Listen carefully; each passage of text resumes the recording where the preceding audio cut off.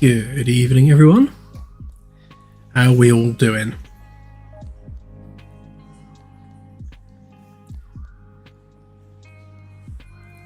I see our usual crowd of terrorizers are here.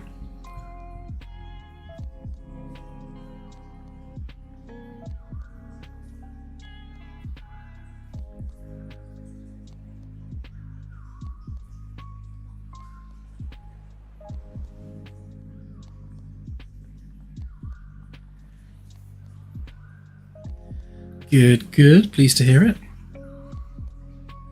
So as you might see, we have just hit 10,000 members on our Discord, which is it's kind of snuck up on us really. We've not been keeping an eye on it, but that's madness. Never thought we'd end up seeing that. So to celebrate 10,000 members, we thought we'd go ahead and start doing the key giveaways again. So earlier today, we opened up a new competition for keys. So if you go onto our Discord and you go across to the competition channel, you can see that people are quite happily choosing numbers. So all you have to do is, that's a lot of numbers. So if you pick a number between 1 and 10,000, then you will have a chance at winning a key. I'm going to give 3 keys away to 3 lucky winners. And we'll be doing that in about an hour or so. So you've got about an hour to go onto our Discord and choose your number. Let me just grab the link key to the Discord in case anyone needs it. There you go.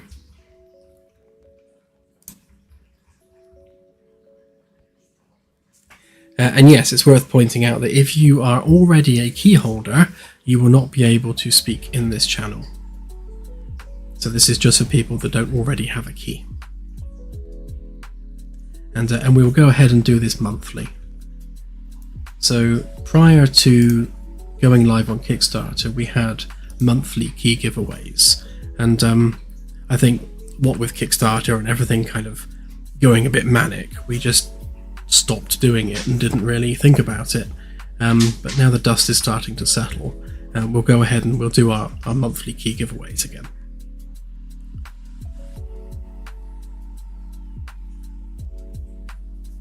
So yeah, we'll do that. What is it now? So it's about 10 past 8 now. So if I try and keep an eye on the clock, around about 9 o'clock we'll do the random number draws.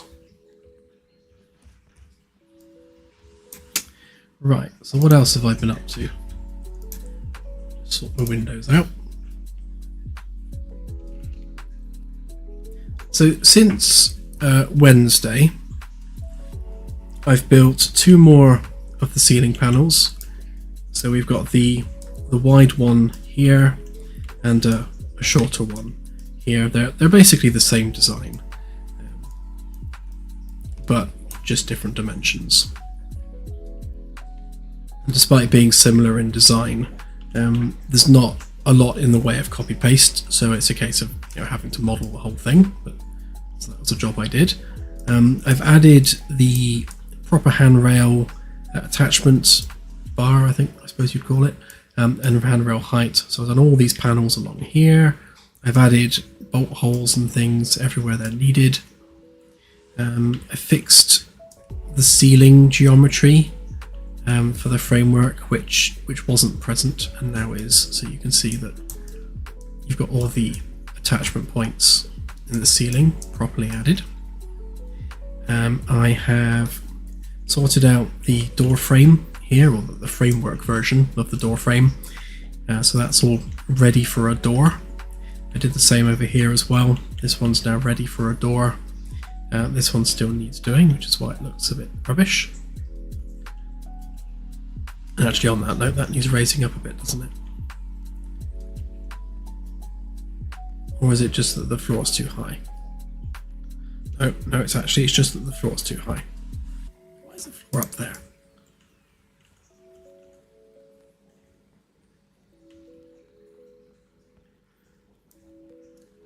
I think I made a boo-boo with the anchor point. I'll have a look at that later.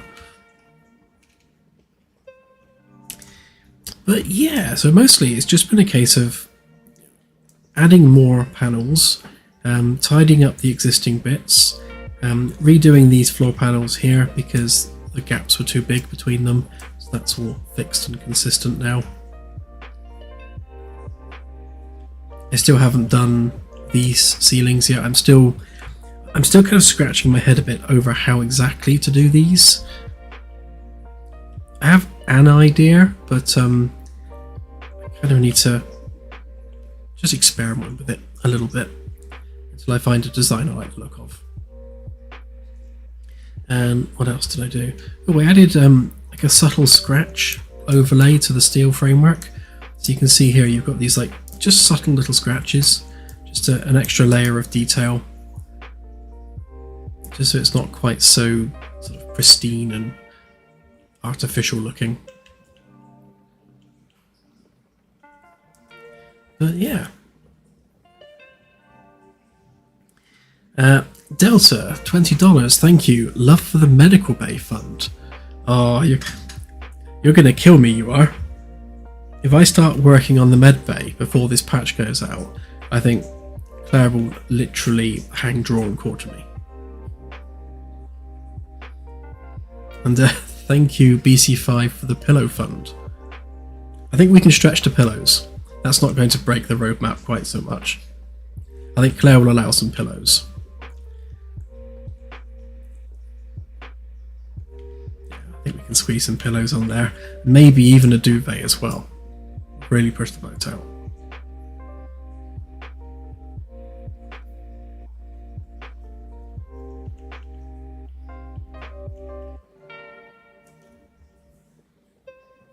She is, yeah. Claire keeps me honest, because otherwise every time I think of a cool idea I'll go off and start experimenting with it. She's there to make sure I stay on target.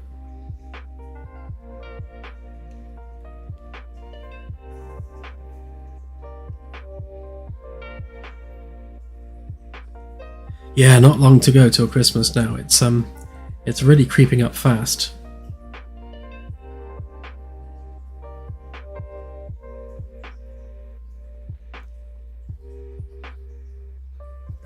Thank you, Voorhees. Okay, yes, we will definitely make some pillows. And we'll make them physics objects as well, so you can pick them up and chuck them about.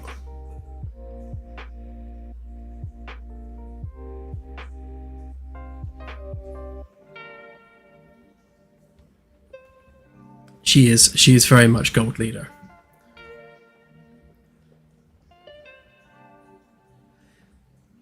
Yeah, I did get a bit of a moan about going on and building the lift, but she does agree that the lift is an important part of gameplay, so she didn't moan too much.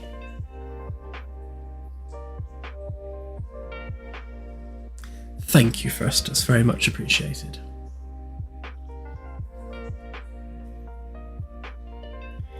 Right, well, I think it's tradition at this point that we do a poll, so let me just go ahead and write one a sec.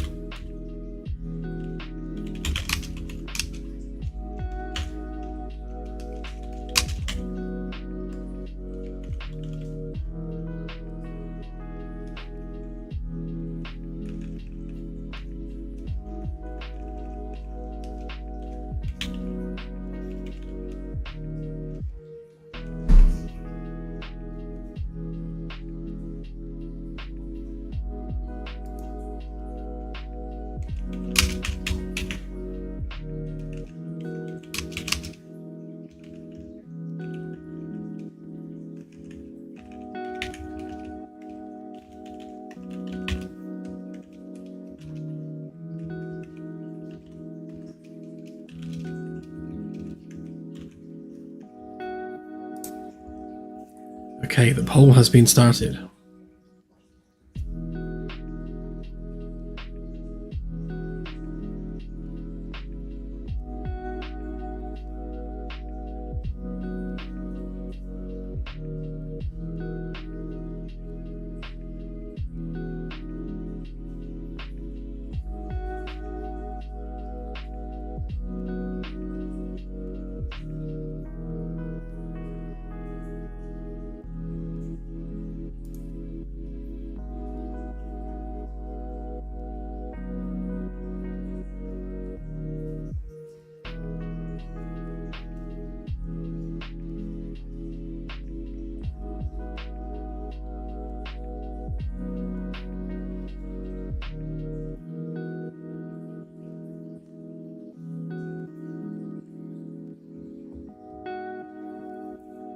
Oh, this is a close one.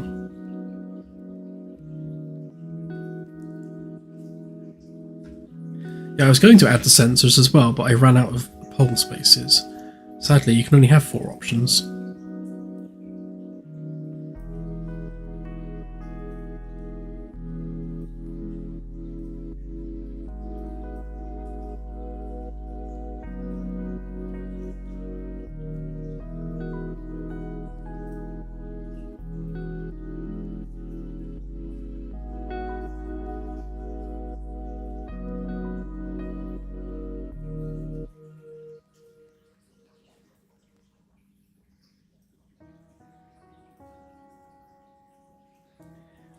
The backer stars are supposed to be added every time I do a patch, and I will be doing some when I do the next patch, which will either be late tonight or tomorrow. Last patch, I actually just didn't get around to populating the database, but I'll make sure I do it this time round. I think we're missing about 5-6 systems from the spreadsheet.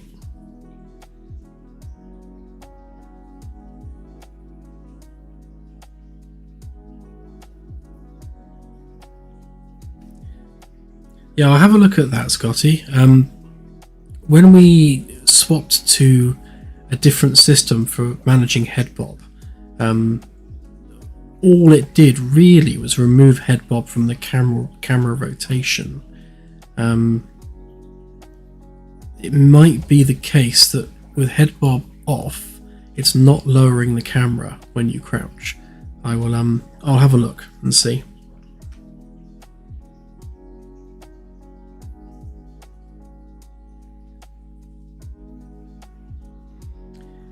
Yes, Triblade. There are about 40-something backer systems in the game at the moment. They're in the game in the sense that they are in the correct location with the correct name, but the planetary system itself is still procedural at this point. In the next patch cycle, I'll be building the tool for actually modifying and building star systems using custom seeds and that sort of thing.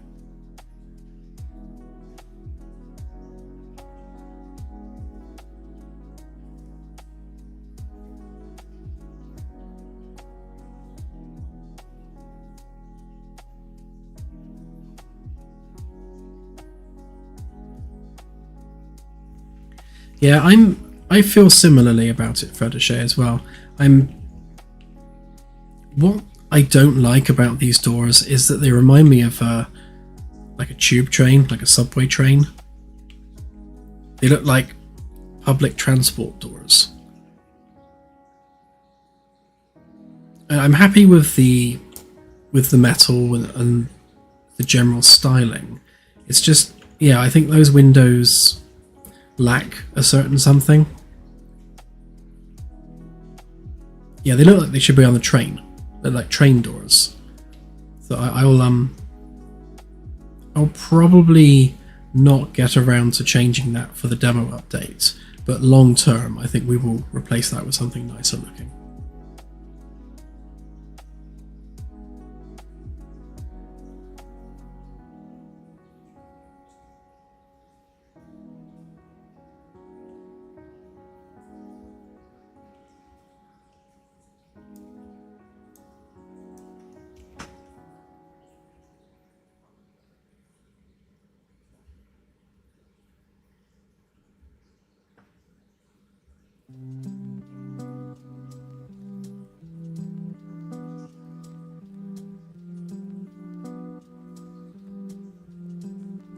Yeah, I like the idea of being asymmetrical, giving them maybe a slightly more sci-fi twist. I like that they're there because it's nice when you're going up and down the lift that you're seeing the decks whizzing by. There's a certain value to that, and also actually seeing the lift traverse past when you're walking along. It's just a bit of visual interest.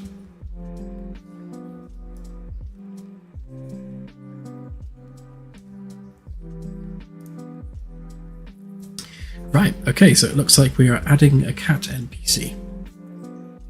For those that aren't too keen on this, don't worry too much, it's not going to take long.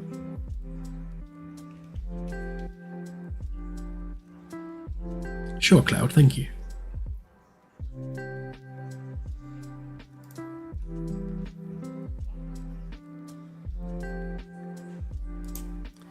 So I downloaded and added the cat. Now, where did I put it is the question. There, that's where I put it. So I haven't opened this or looked at it at all yet, so let's just see what we've got. So the in-place animations are the one we're going to need.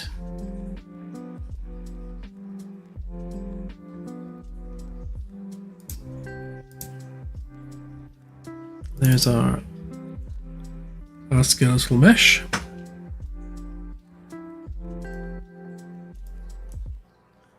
Uncat.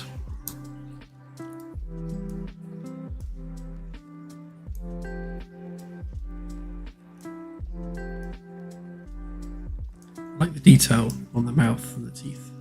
That's good. He looks a little shocked, like, oh my god!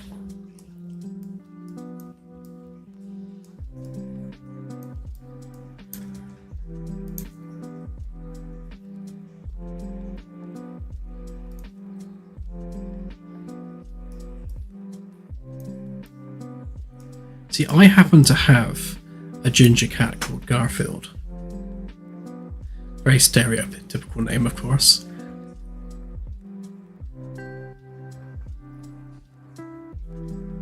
See, would we get away with having a ginger cat called Garfield, given that I literally have a ginger cat called Garfield?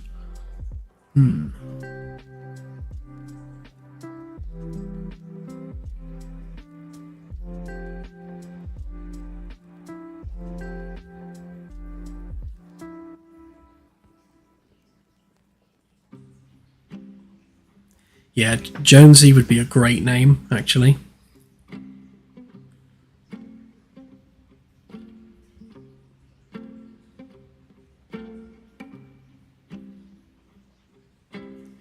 Yeah, that's not a bad shout, DevX. We're doing the same on the VIP quarters doors, so we could do that on the lift too.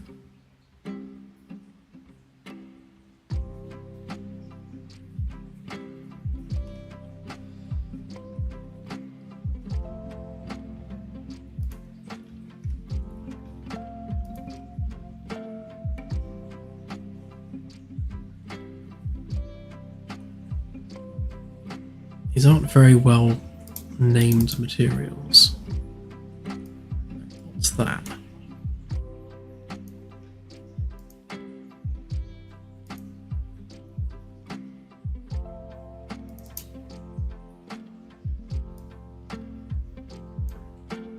Oh, this should be easy enough to create variations on.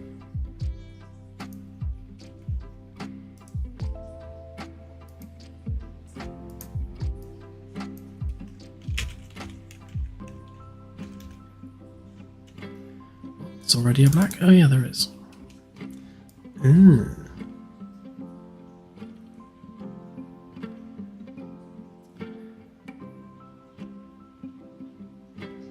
Well, that's just lazy. They've just removed the saturation.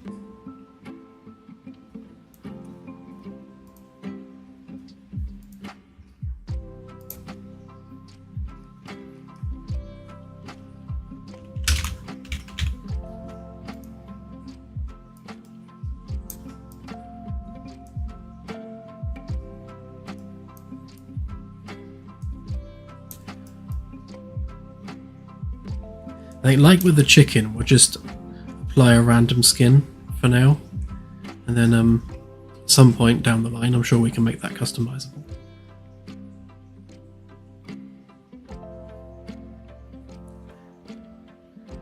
This particular asset was from the Unreal Marketplace. Unreal had a big sale over summer, so I picked up 2 cat assets, funnily enough.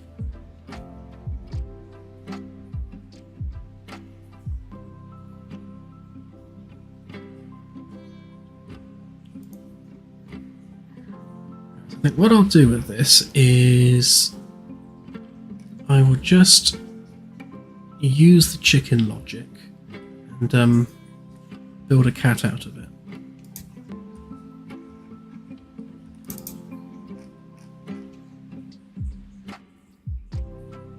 Now, of course, we've got the German Shepherd as well, because Claire had a dog called Buster, and he died many years ago. We were going to have Buster on the ship too.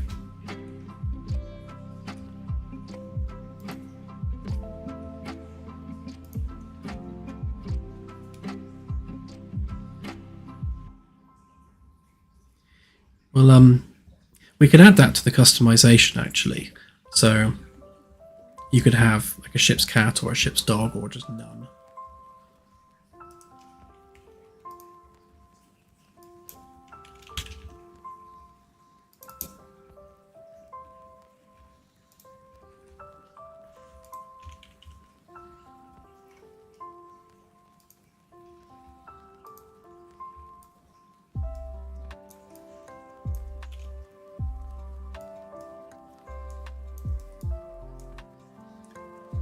Well, that's mildly horrifying.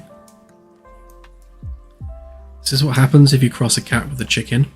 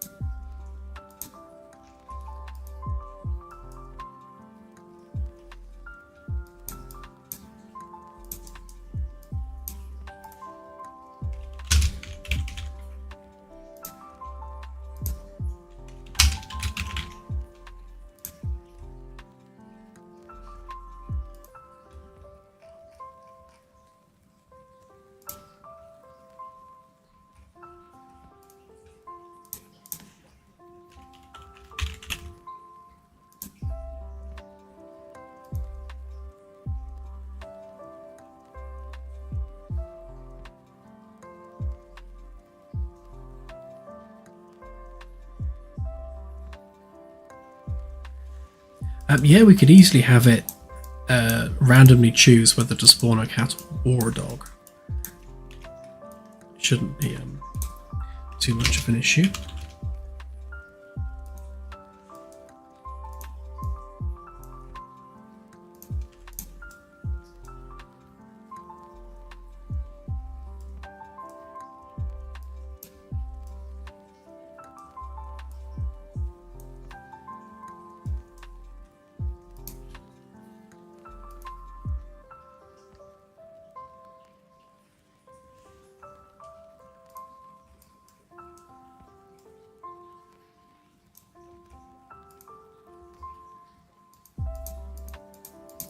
There you go, so every time we reset the material, it's now going to apply a random cat material.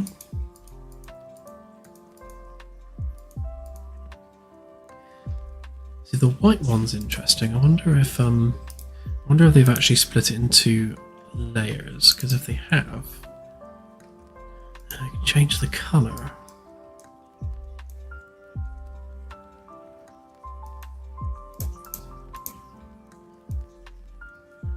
No, I haven't. I was hoping the toe beans would be separated from the fur, so that you could change the colour of the fur separately, because then I could run colour masks over it and make things like tortoise shells. I think what I'll do is I'll probably take this and edit it in Photoshop so that I cut out various things that we don't want to have colour. and I'll make a mask for it.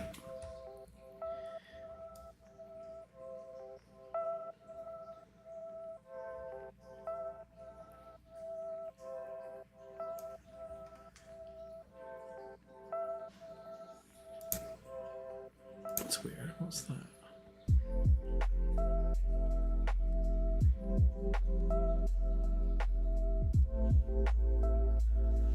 I'll have to pick through this material and see what it's doing.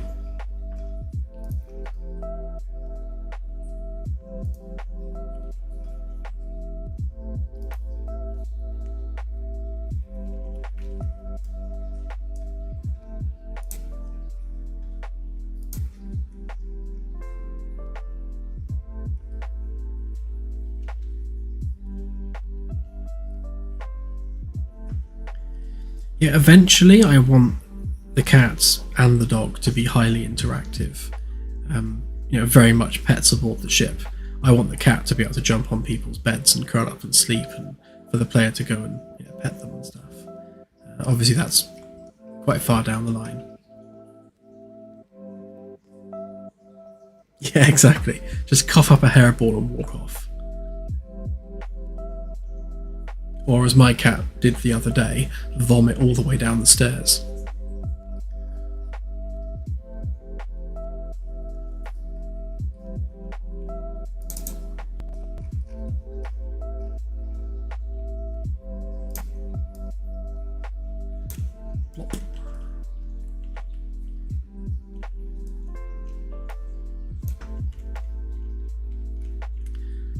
Okay, uncat on deck.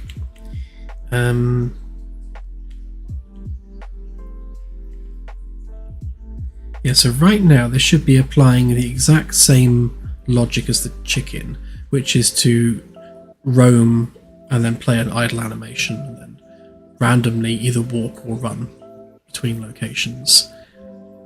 We need to make sure it's on the right level, so B-deck interior will do.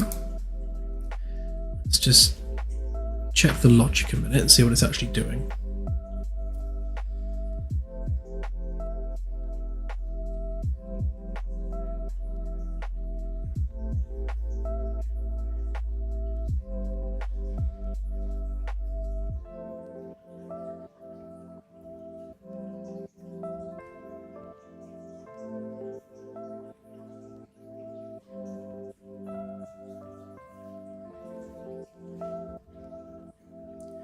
Yeah, one of the biggest challenges with building environments is nailing human scale.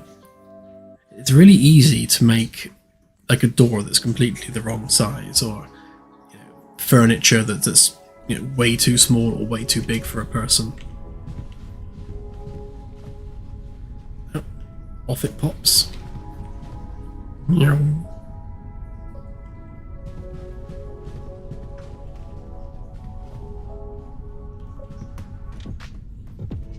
I suppose it is quite small.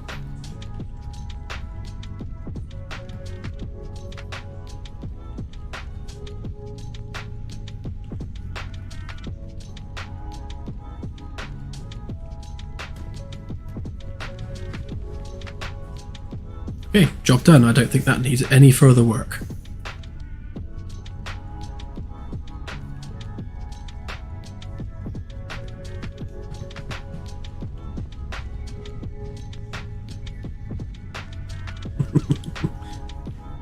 Do-do-do.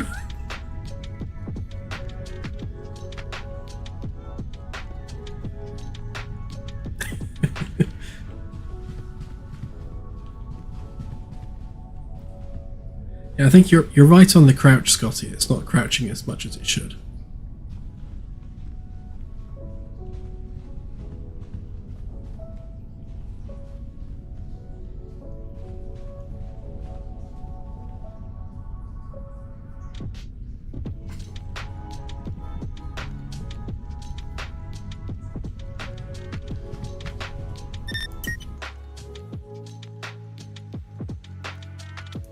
Yeah, we could fix this up.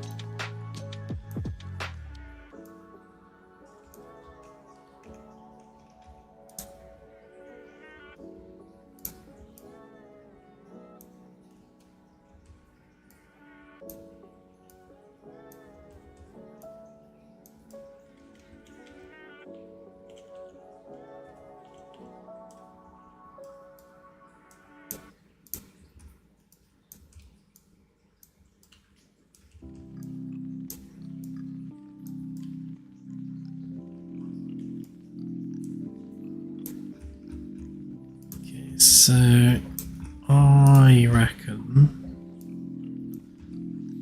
about 1.5 should do it. Let's give that a whirl.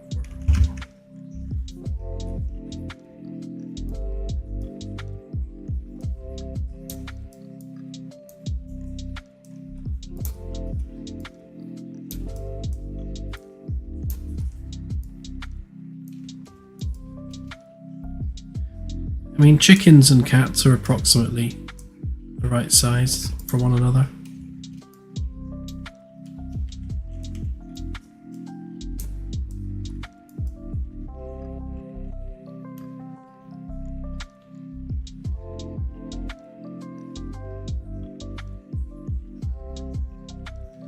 Just thinking in terms of this guy's knees. I mean, my cat probably comes up to about there on me, so it seems about right.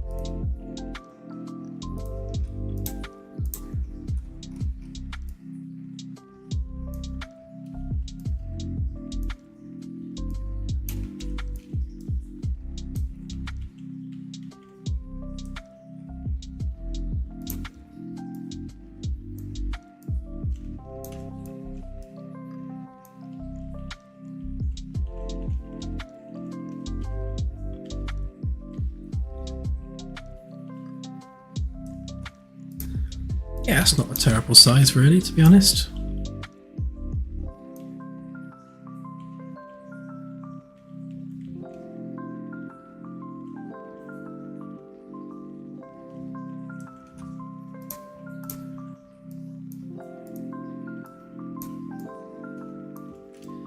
I've never owned an outstation, so I don't really know how big they are.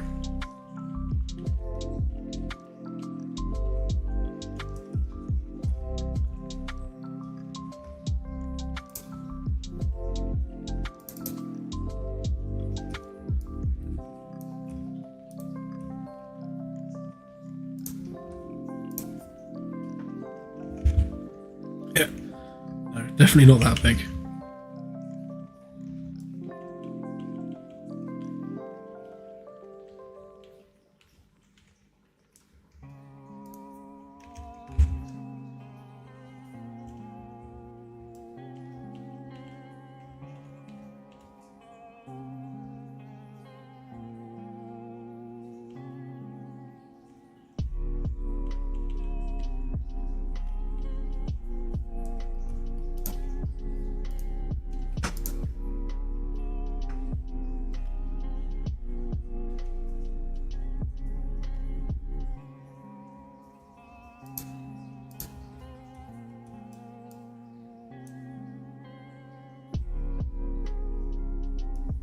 Fear of the chicken.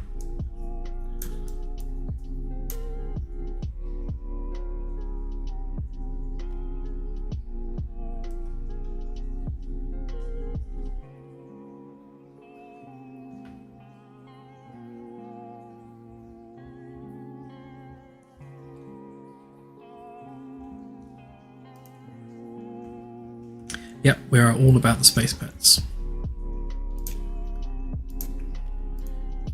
Right then, so now we have our scale. It's just a simple case of adding some animations. Just need to make sure we find the right ones. So we want...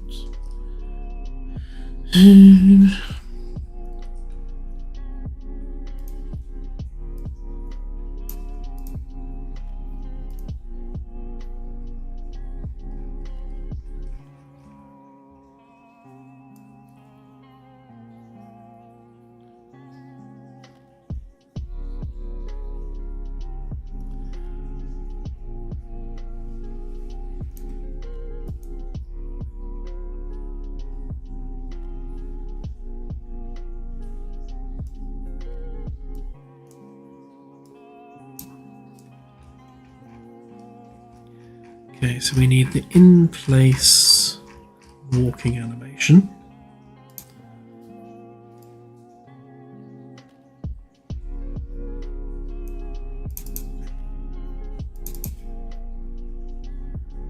It's not the in-place one.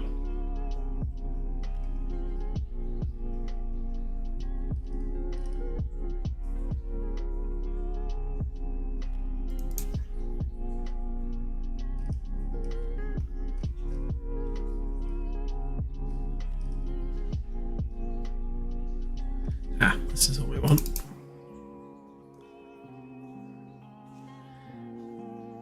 Okay, so that's our running one, and then we want that one.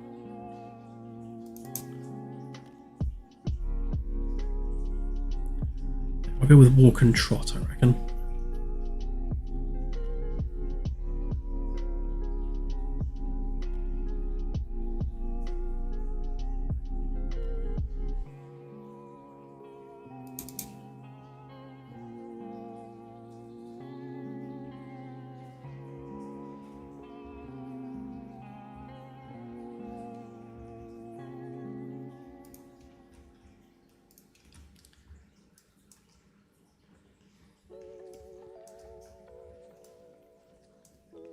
So we don't need that, just need that. Don't need that.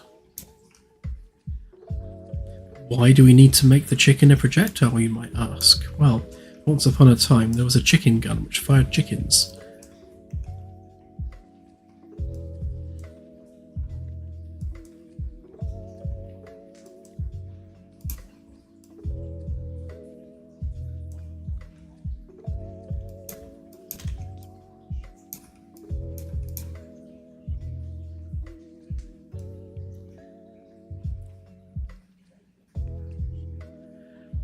I'm sure the chicken gun will return in the form of an Easter egg somewhere.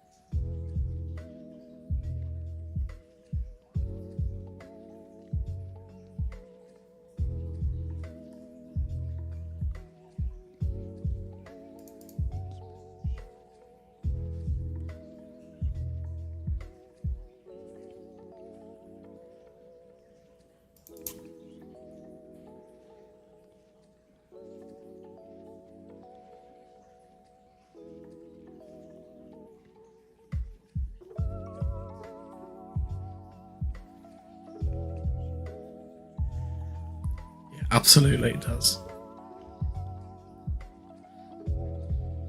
Right, we'll use stand 1, 2, and 3, I think, because stand 0 is not really doing much. Although we can put that in the loop, why not?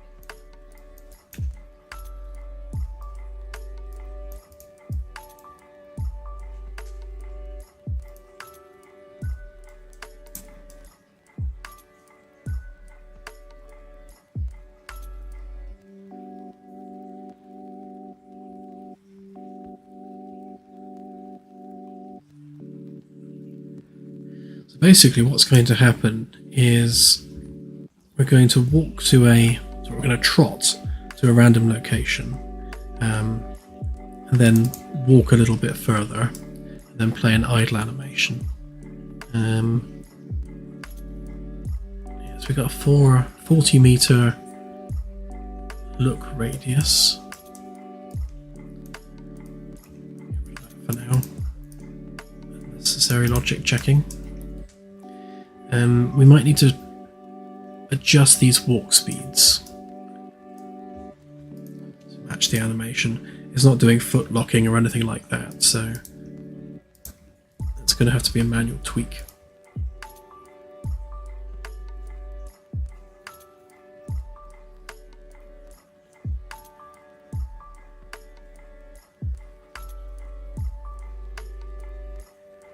Yeah, I don't think we'll go as far as needing to look after the animals.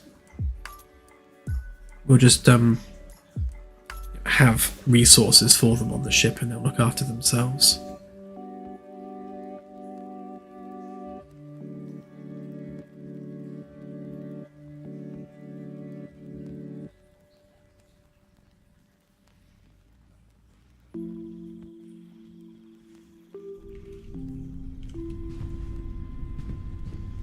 What on earth?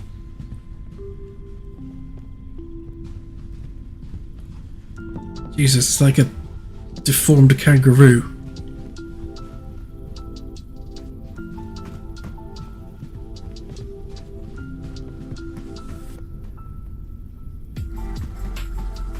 Why does it have eyes on sticks?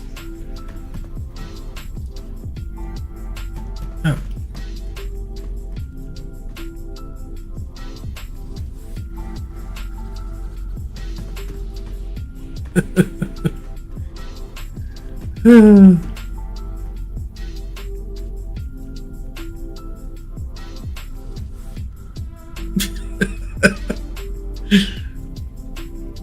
It's got thumbs. Why does it have thumbs?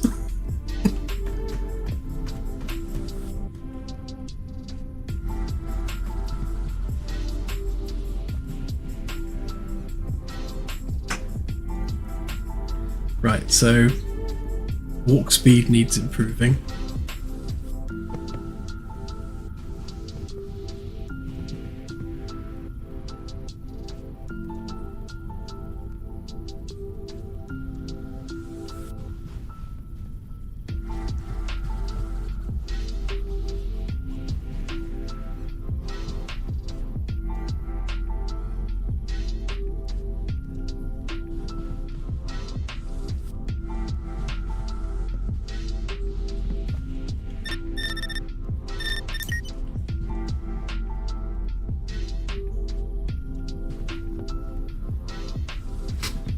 So I noticed there's a couple of versions of each animation, and obviously this is the wrong version. I mean, what is the scaling on this?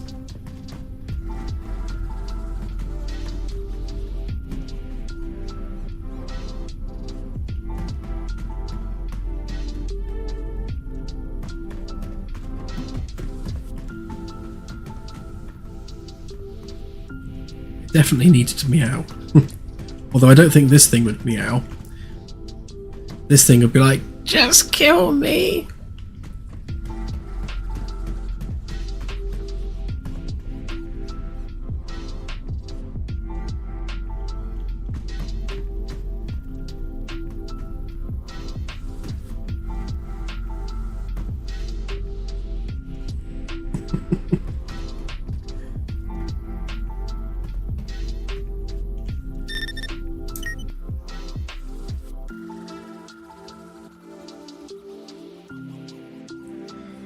Okay then, so yeah, that would be an issue. Oh, there's a doors. I've lost the ship.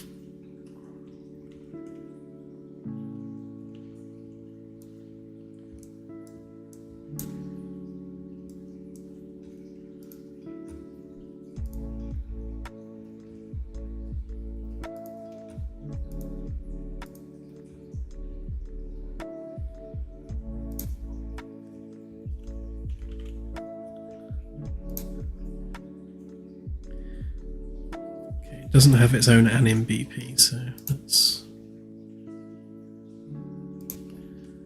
give it one of its assets. So that was loco walk IP. Right, so that one's all right.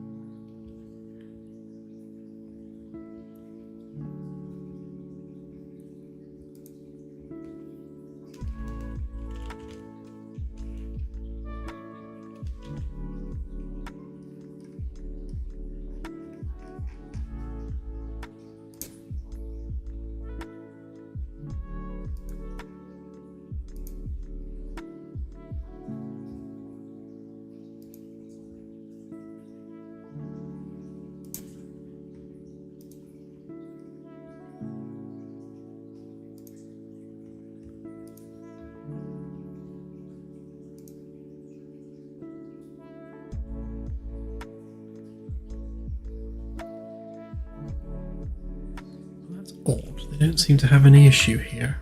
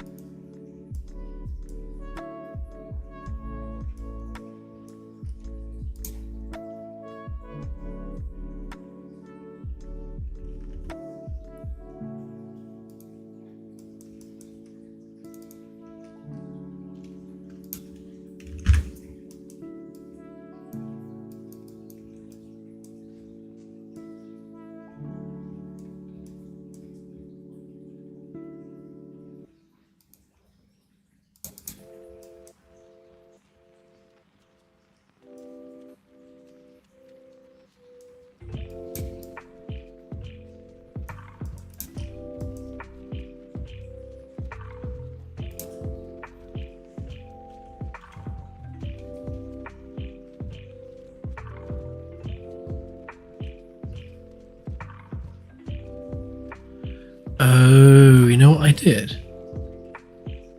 I loaded the German Shepherd animation.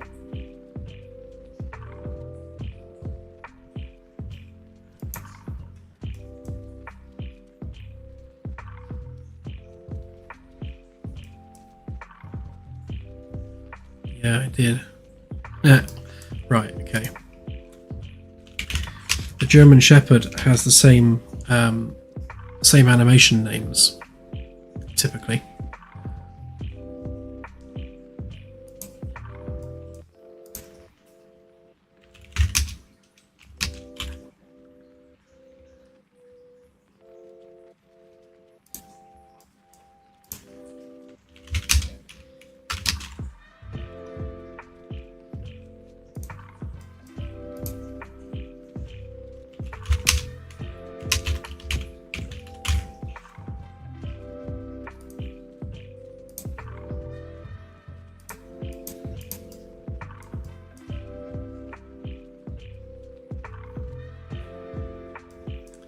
Right, okay, this should be better now.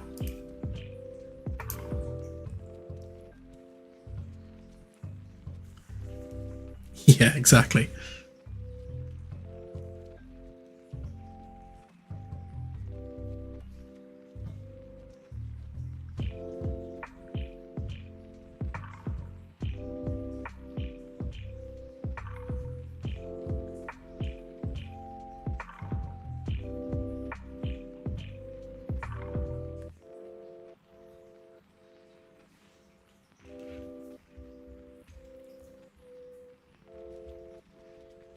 Ooh, thank you, Festus. Yes. Let me just test out this here cat, and then we'll... Oh god, where's it gone? Oh, there it is.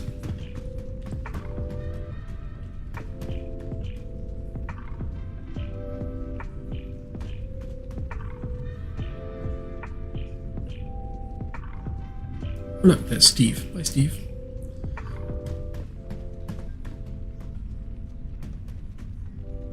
So the NPCs are going to get stuck on the framework until the floors are down, because of the collisions being awkward.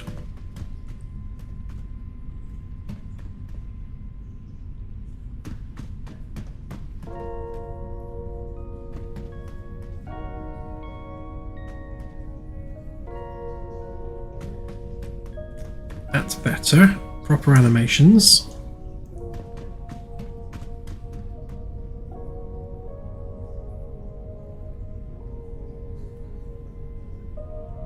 There we go. Right, so the walk speed is too fast.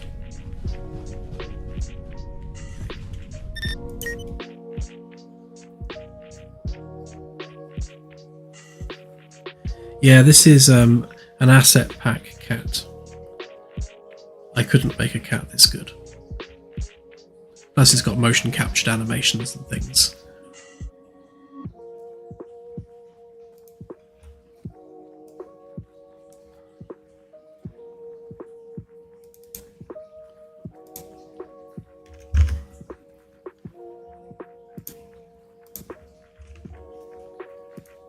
Right, I shall test those momentarily, but we have a job to do. And now apparently Claire broke my spreadsheet, so let me just have a look. Oh, she really did break my spreadsheet. What on earth?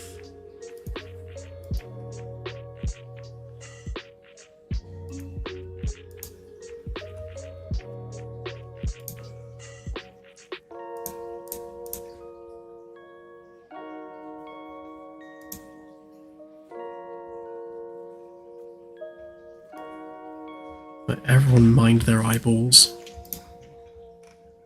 So I wrote a spreadsheet which very handily worked out who would win.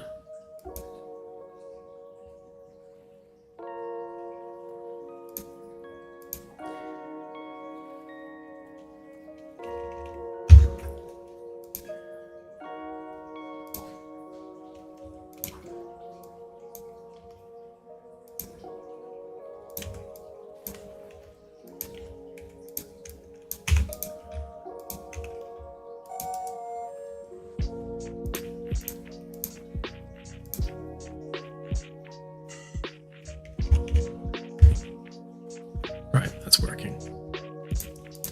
She didn't break it too badly.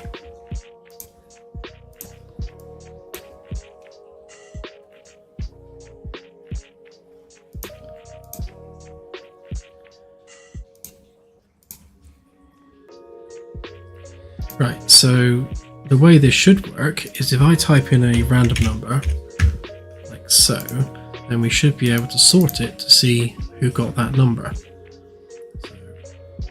Hoorah. Right, let's just lock all that down a minute.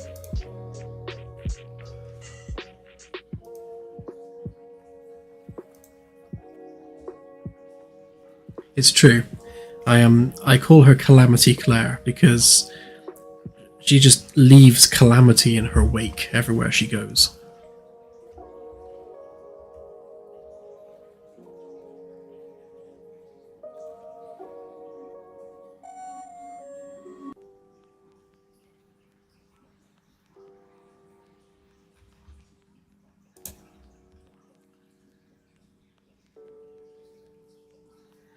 Right, so I'm assuming the channel is now locked.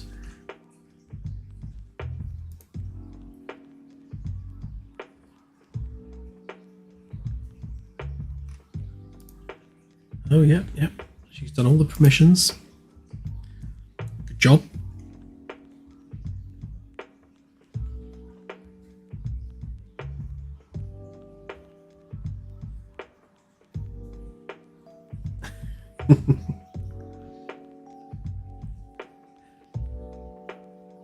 Without Claire, life wouldn't be anywhere near as interesting.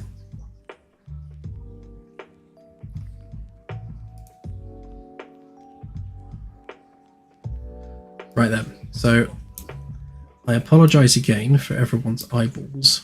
I'm about to burn your retinas off.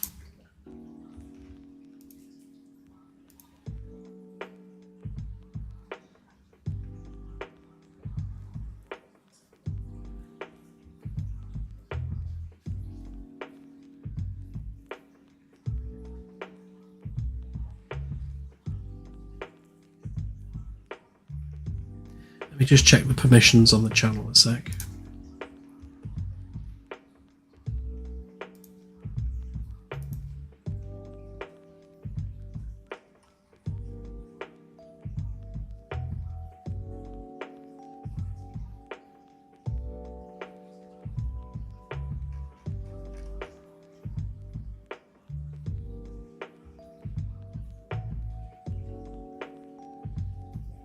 Yeah, it looks like it's locked down.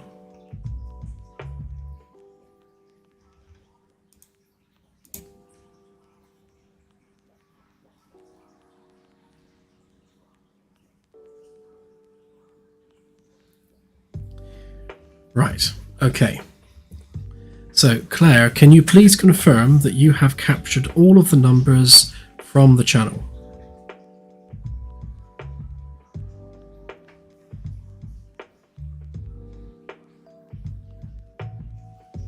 Great, okay. I am going to generate the first number. Good luck, everyone. Here we go. So, number 1 is 677. So let's see. Oh, no, Claire's going to do it. We can watch her do it.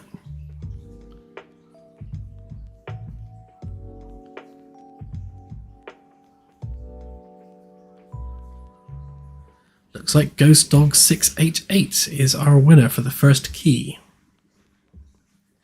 We're doing a key giveaway, Zoctbox, which I'm afraid you've missed by about an hour.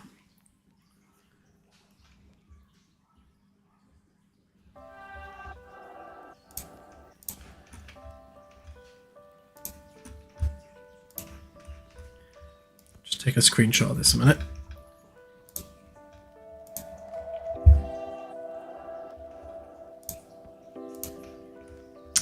Right.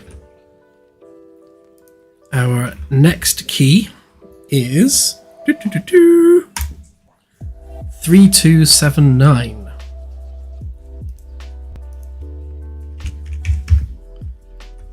Ah, beat her to it.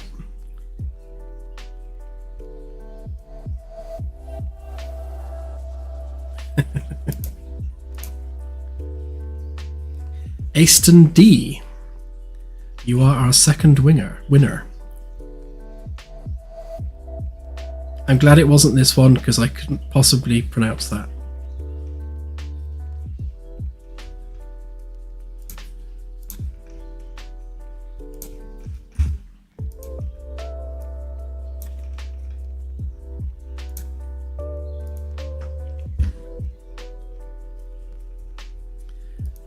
Right then. And our third and final number is 6228. There you go, Claire, you can do this one.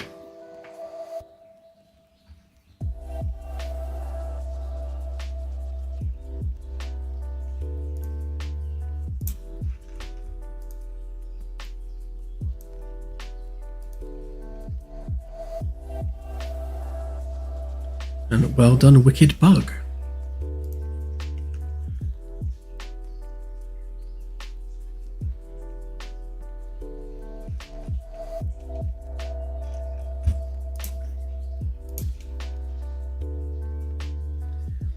Well done, guys. Congrats, and Claire will be sending you a key. And we shall do the same thing next month. Generally, we do it on the 1st of the month, or the first day of the month that we remember to do it, more specifically.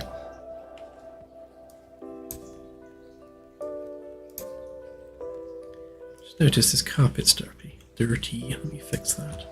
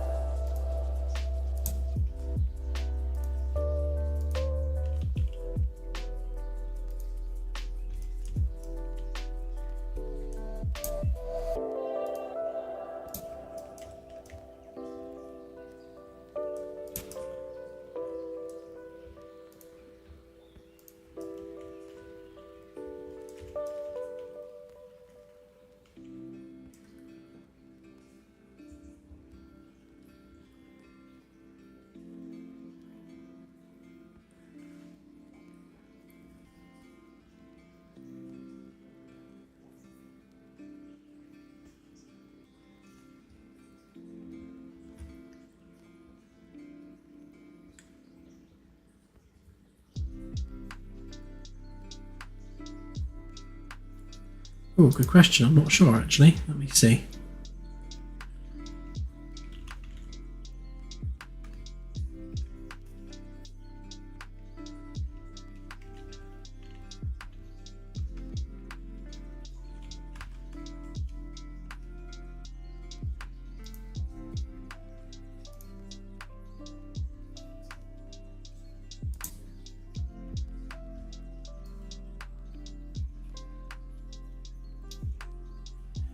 We had 171 people enter the competition.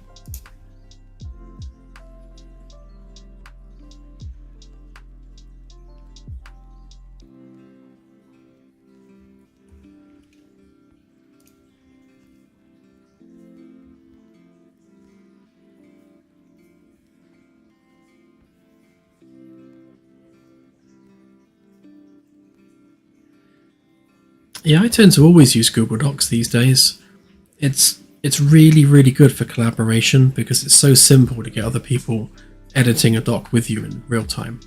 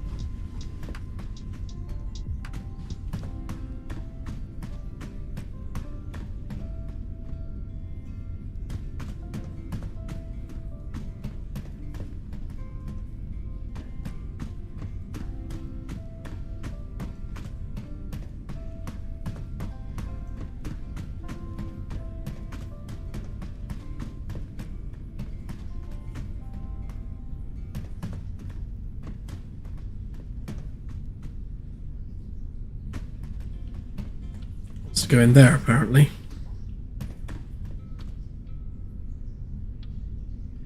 No, it can only go where the nav mesh goes.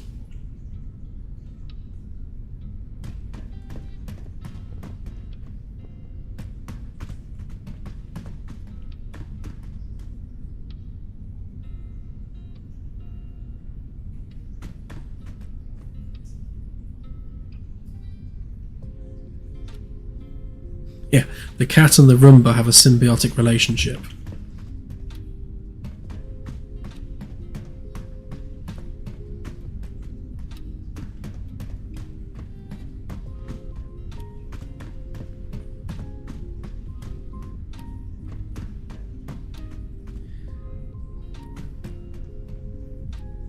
Yeah, this doesn't actually have an animation blueprint associated with it yet. It's literally just brute forcing the animations, which is why it looks a bit clunky.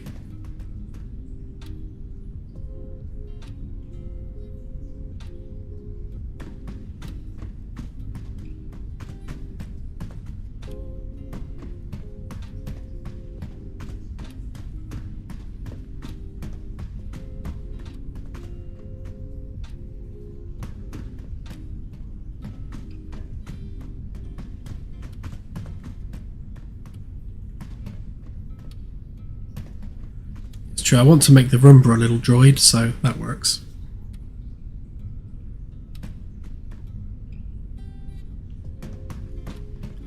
Yeah, the walk speed's still a bit high. Yeah, Steve's running around too, not quite sure where.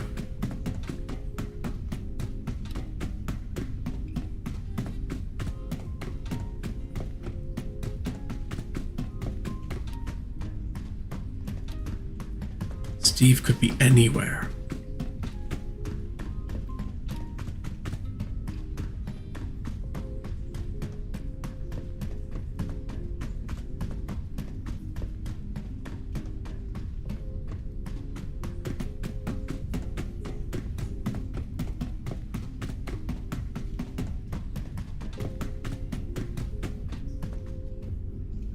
Yeah, this is the new C-Deck layout. It needs paneling, of course, because it's all a bit work in progress right now. I think Steve's probably disappeared off downstairs somewhere.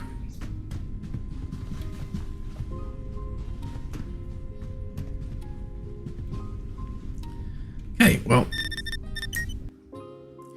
other than tweaking the walk speed, I would say that is the cat done. Obviously it needs proper animations and things, but that'll do for now.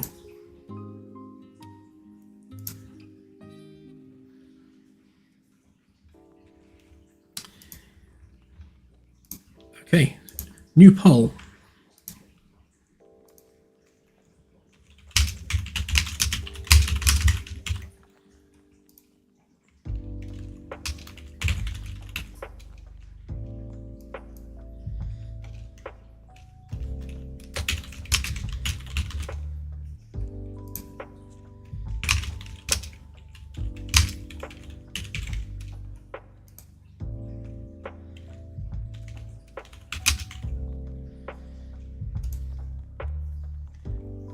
Poll has started.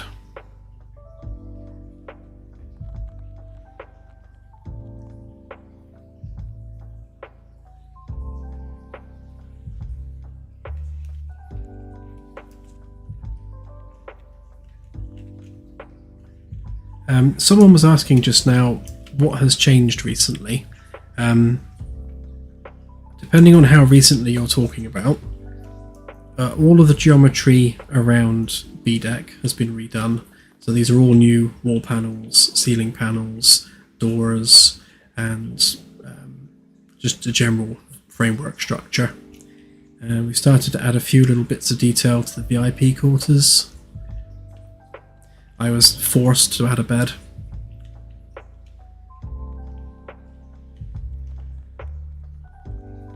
And that aside, the ship is a completely different shape now, and the Sensors UI has been overhauled significantly, along with the Galaxy Gen and the Star System Gen code.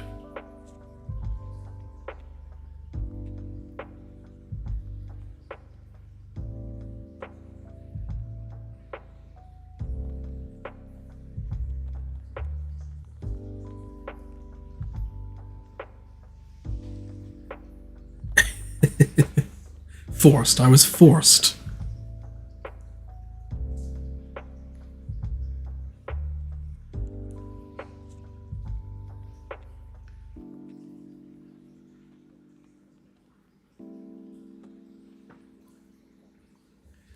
When we eventually build the park area, there will be a small chicken enclosure, and the lore is that the chicken that's currently wandering the ship is that one chicken that always escapes, and that is Admiral Cluck Norris.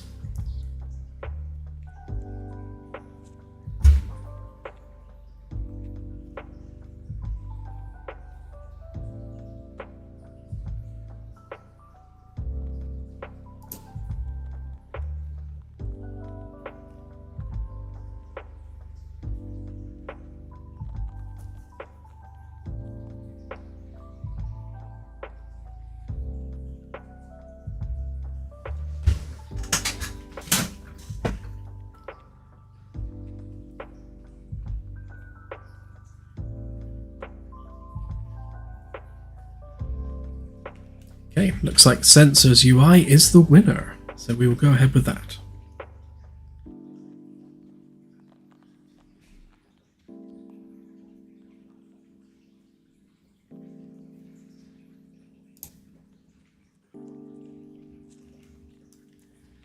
Yeah, the release date is essentially when it's done, but we hope for that to be sometime towards the end of next year, for early access at least.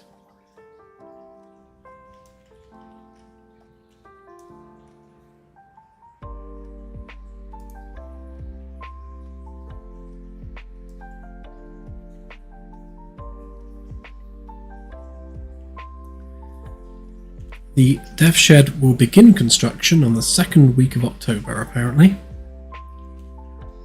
We've already paid for the materials.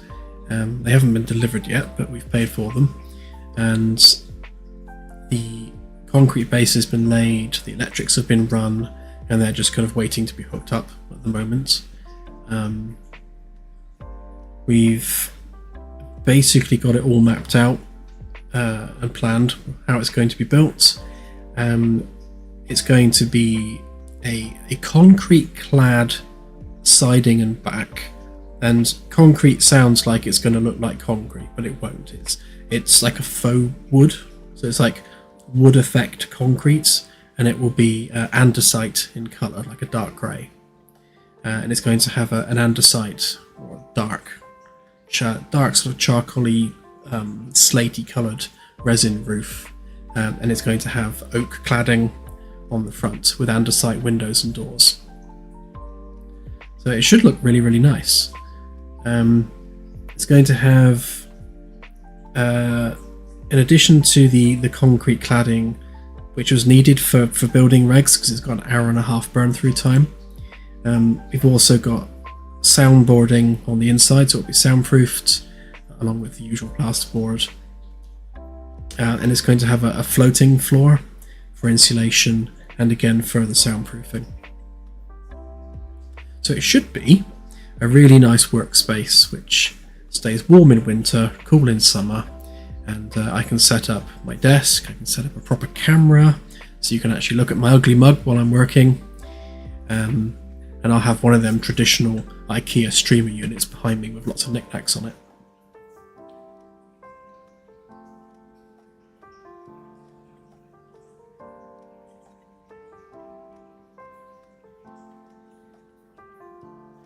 I'll just have an electric heater.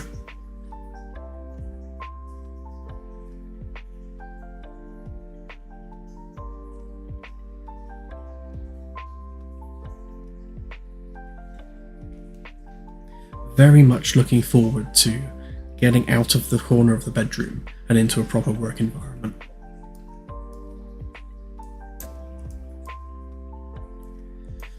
Right then, so let's close off bunch of these tabs that we don't need.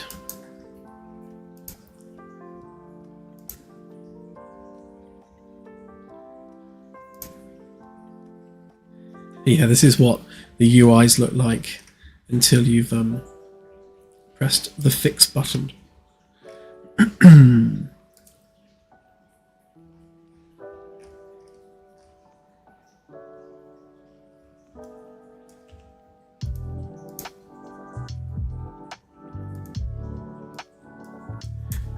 Selecting the light. I don't want to select the light.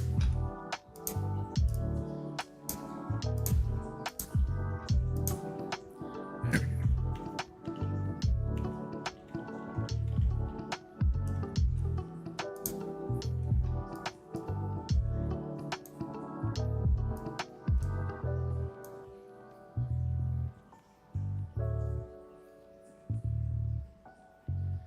Yeah, the actual console itself will be remodeled to match the size of the screen. So once the screen size itself has been set in stone, then I'll model the console to fit it.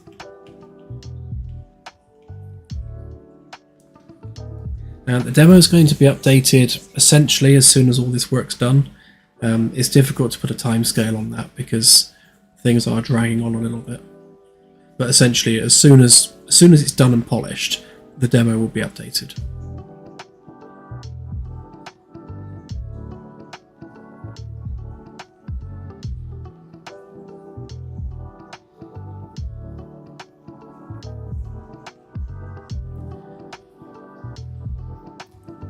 Yeah, it's difficult on this particular ship because the layout is what it is. We'll definitely be improving this for the Pathfinder class, and before we do the Pathfinder class, we'll do a small sort of 5-man vessel, something small and compact and a much more intimate multiplayer experience. So perhaps that will solve some of those problems.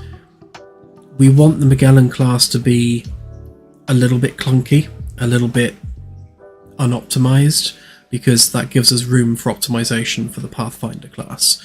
So the Pathfinder needs to fix everything that's wrong with the Magellan.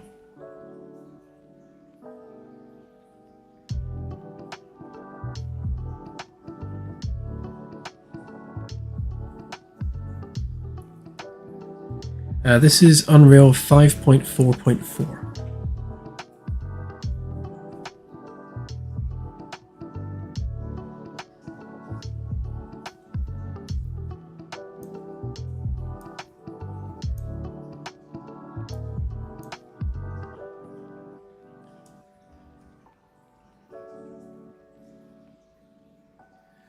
Now, I'd say bigger than a runabout, more like Firefly or the Millennium Falcon, something that kind of size, something that's big enough that it really needs more than a couple of people to run it, but small enough that it doesn't need a full crew.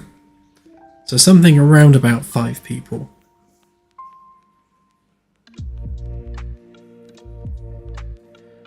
It'll probably be a scout ship, so similar job role to the Magellan. Except rather than actually going out there and conducting science on a big scale, it's just going to be everything the Magellan does, but compact. So it'll have a couple of labs rather than like 12, like the Magellan's got, or rather just a single science lab with various machines.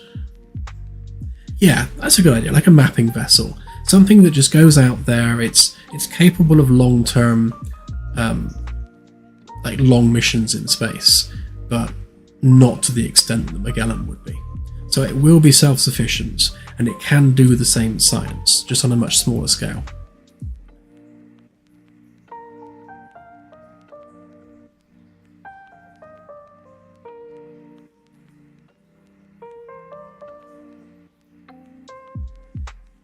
Yeah, the atmospheric calculations are done for the gas giants. I just need to do that for terrestrial worlds now, which is more complicated because it involves things like volcanic outgassing, oxygenation events from organic life, and those sorts of things. It's a lot more complicated than gas giants.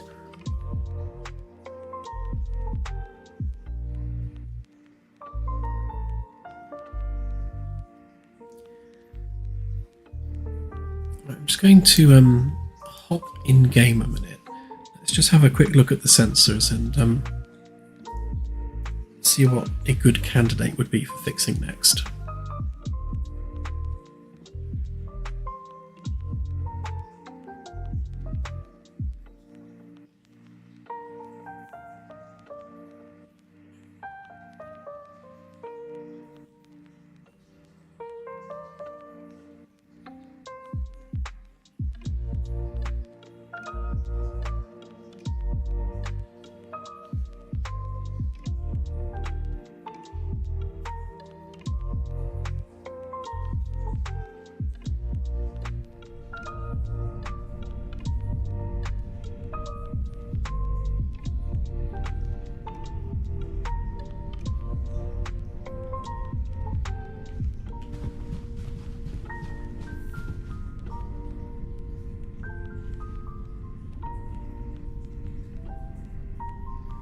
Yeah, when it comes to the multiplayer, we'll do a couple of weeks of polishing and sanity checking and making sure that everything is absolutely perfect in multiplayer before we put the demo update out.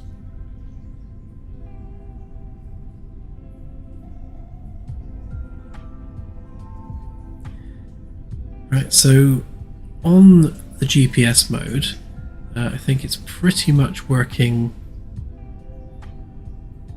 all over. I don't think there's any part of this which doesn't work, so that's good. On the long range, the auto refresh doesn't do anything yet. We can get that one working. The filter looks a bit rubbish, so we can improve that visually. The manual location input needs to be hooked up so that this actually works.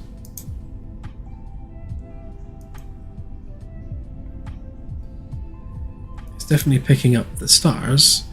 It's just yeah, not editable, so that can be fixed as well. We need to sort out the highlighting properly, and we need to fix the highlighting on the planets because that's not working right now.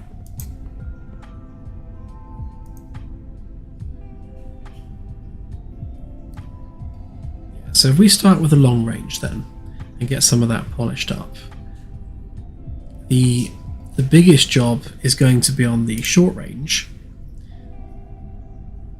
Wonder why it wasn't loading then. Yeah, so on the short range where we've got the planetary scanning, we're going to need additional buttons for various overlays and for displaying all the information about the world. So this is going to need quite a bit of work still. So let's go ahead and polish this one first.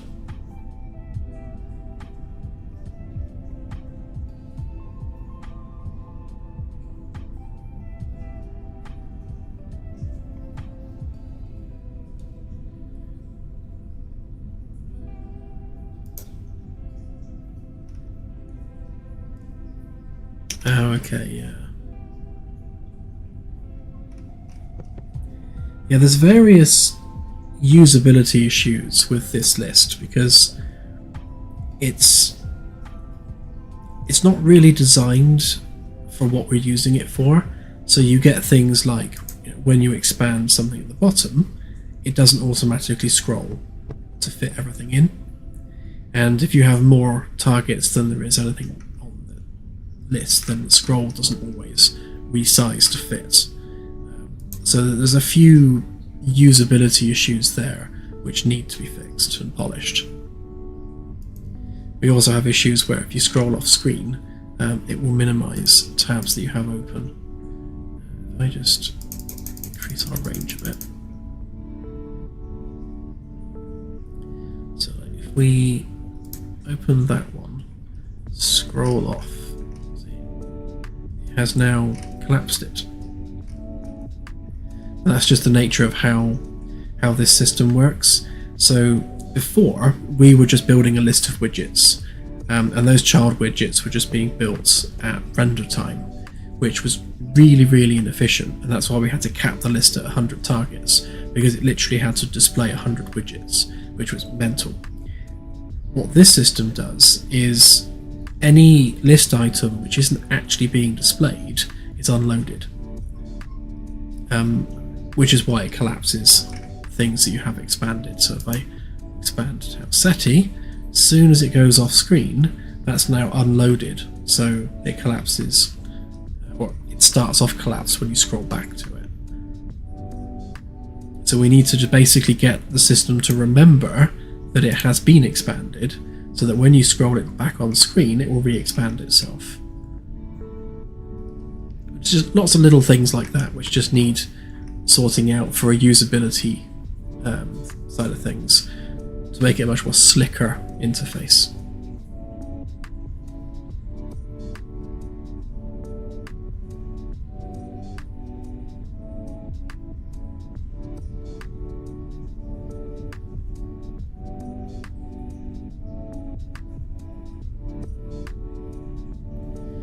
Yeah, the question of the zoom is an interesting one, because you're not actually zooming, you're increasing or decreasing the display range.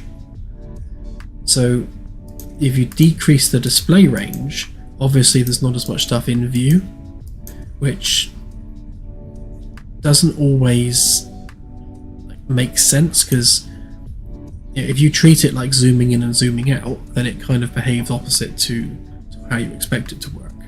But you're actually reducing the display range, or the sensor range, I suppose. I suppose if we maybe called it sensor range rather than display range, that might make more sense. Because effectively that's what you're doing. You're tuning the sensor range to display more or less objects.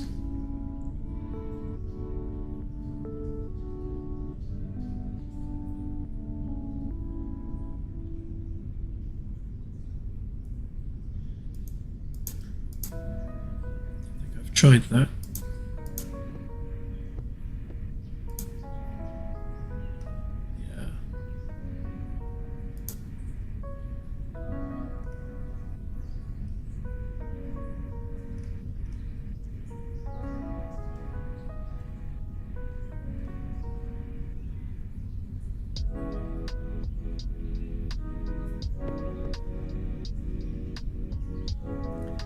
Yes, sensor range will be linked to power and also linked to the condition of the sensors. So if the sensors are damaged, then your sensor range will be reproduced accordingly.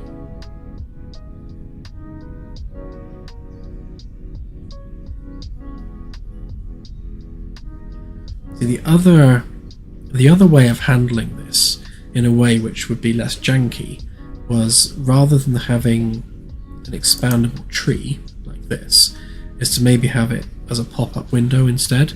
So we have like an additional window up here with the details for that star.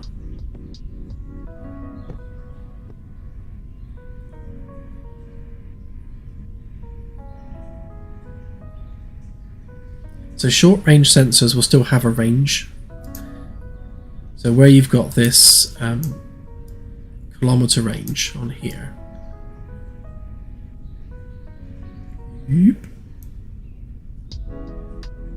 So this will be affected as well. So beyond that range, it wouldn't render anything. So if there was, say, a space station in a really high orbit, you wouldn't see it on the sensors.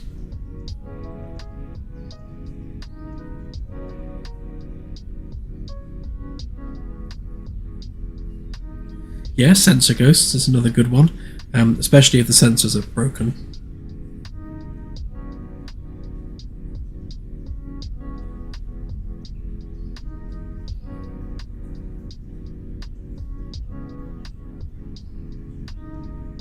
Hey Steph, welcome back to the stream. Yeah, sadly you missed the cat, but if you go back and rewatch it, you can see the fun that was, including the hideous cat dog creature that I accidentally created. Yeah, that's true. Short range is just looking out the window.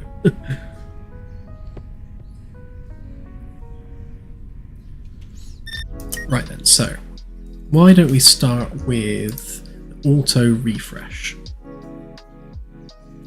Let's get that working, because it can be a pain when you're flying along and it's constantly redrawing the sensor UI. Which means you probably need to store a copy of the data so that we don't lose it.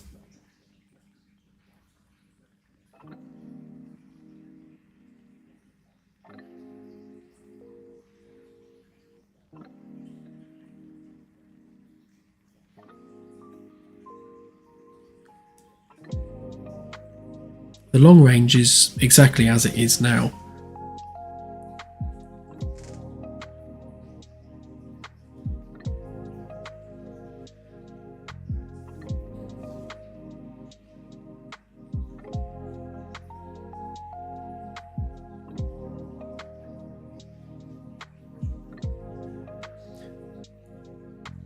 Science will get more difficult as we iterate on the process.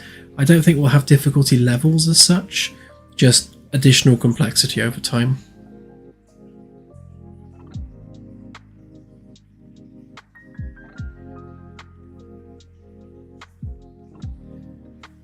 Hey Chris, yeah, there's a free demo on Steam if you want to download that and give it a try. Otherwise, there is our Ko-fi store where you can still pick up the Kickstarter tiers. There's a link in the description if you want to check that out.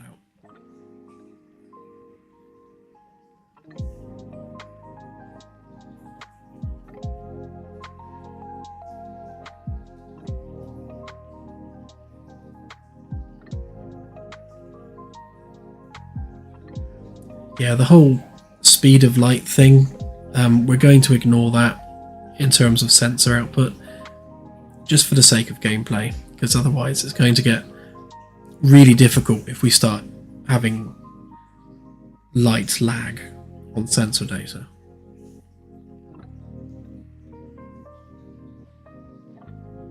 And yes, there will definitely be lots of different data overlays on planets.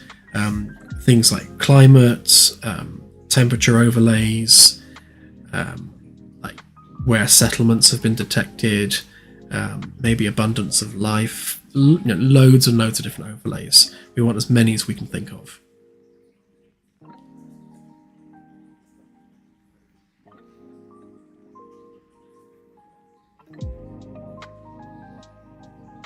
Oh, thank you, Steph. Appreciate it.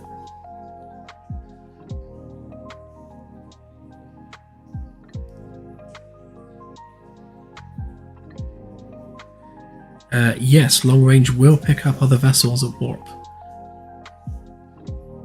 The range on that will probably be about 100 light years, because it will be within the sector that you're in.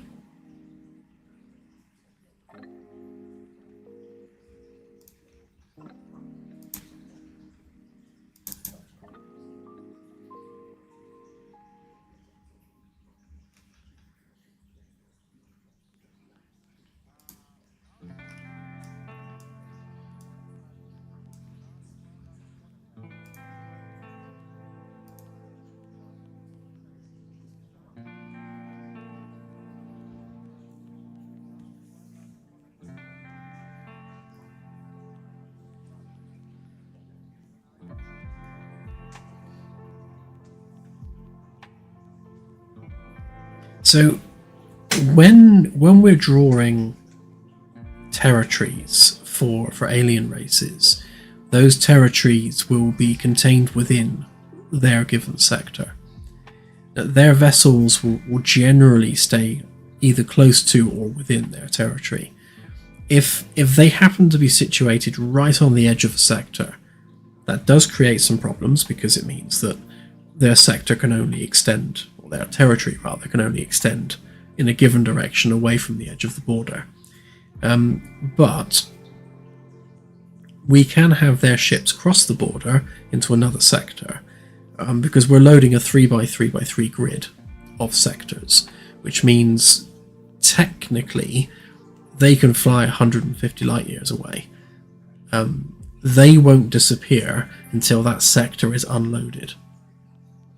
So even if you leave that sector, it's still going to be loaded until you get 150 light years away, in which case the next 3x3x3 grid's going to load and that sector will no longer exist.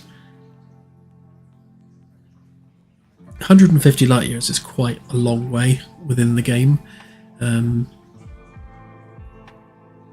What is that in minutes? Hang on, let me pull up a calculator a second.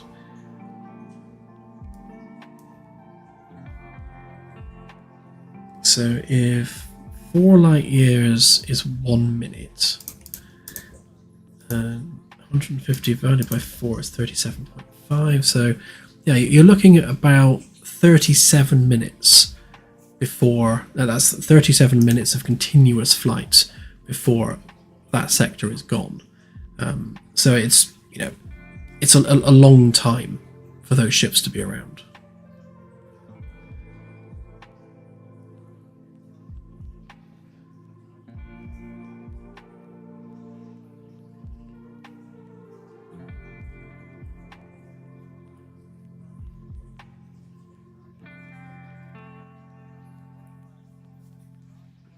Yeah, how we represent them on the sensors, I think, is going to be something we play with.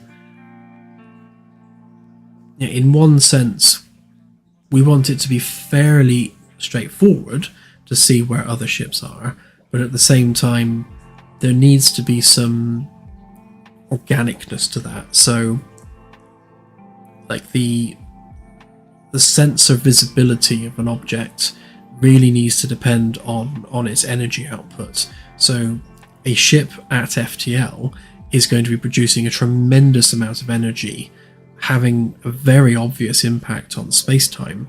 So you'll be able to see that really, really easily with the sensors. If they exit FTL, then there's every chance they'll disappear from the sensors because they're not bending space, they don't have a high power output, and for all intents and purposes, they're silent running if you're miles away. So we'll probably do something along those lines. Have sensor visibility tied to how much noise that vessel is making in galactic terms.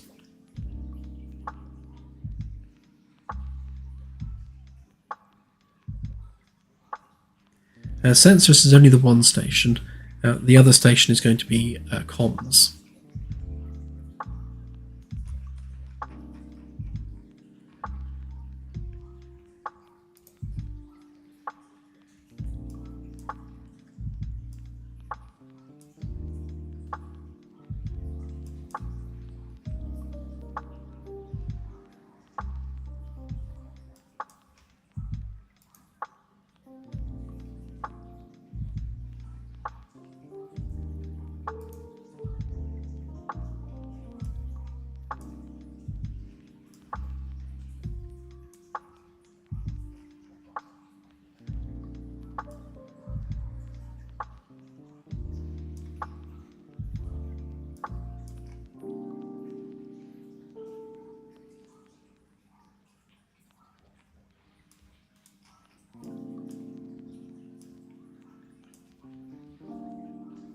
We seem to have the right functions in place here, so I can hook up to that. Something's missing from there, so I think I just need to pop this text in.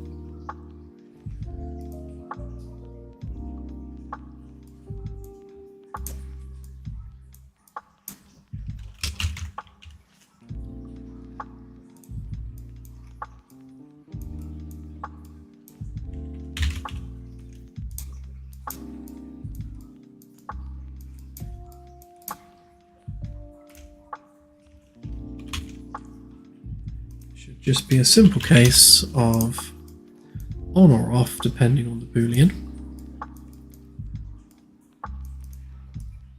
Probably don't even need to store it, to be perfectly honest, but we'll keep a record of it just in case.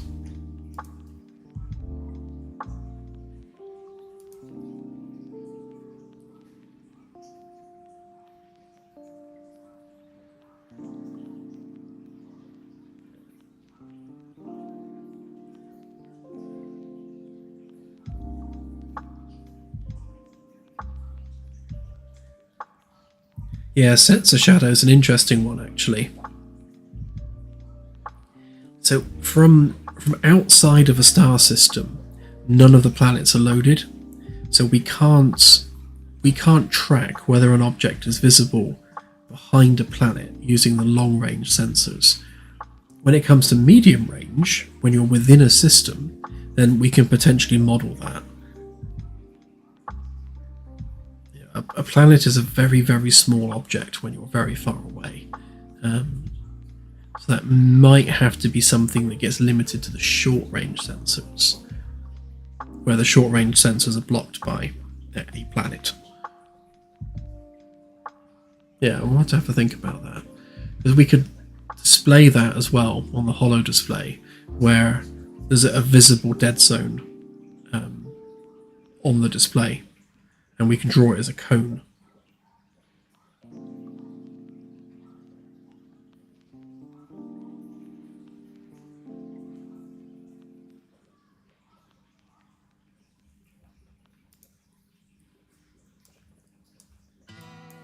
Right, so what are we sending? So we're sending long-range auto refresh, so that would be, there's our button handler.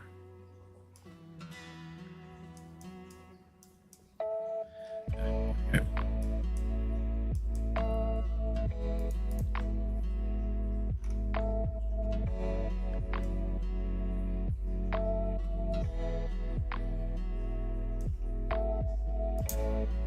I don't actually have it on here.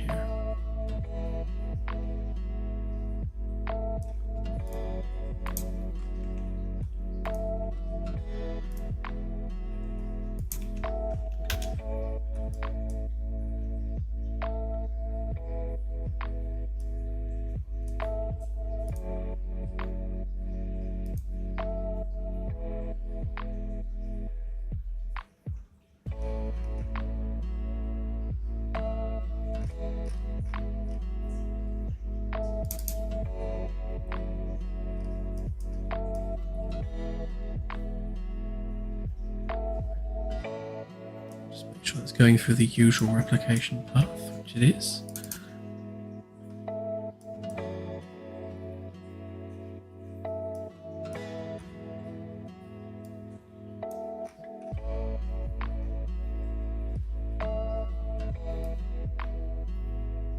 So we don't have a variable for that yet, so let's add that one in.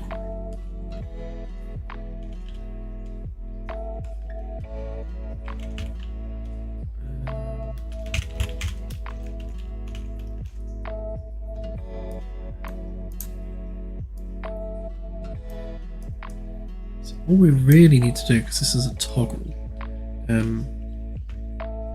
is stick it as a knot.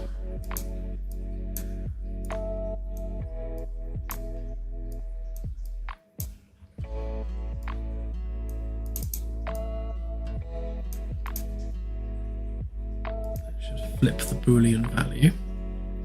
And then that needs to be notify,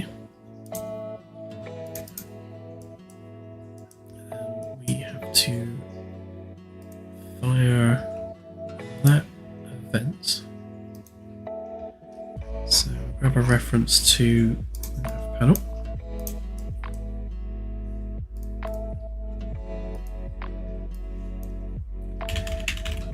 Updates, long range auto refresh.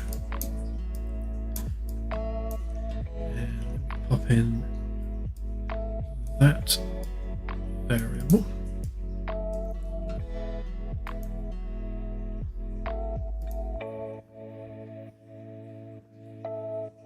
Right, and that should be enough to at least get the display changing. So let's just go and give that a whirl.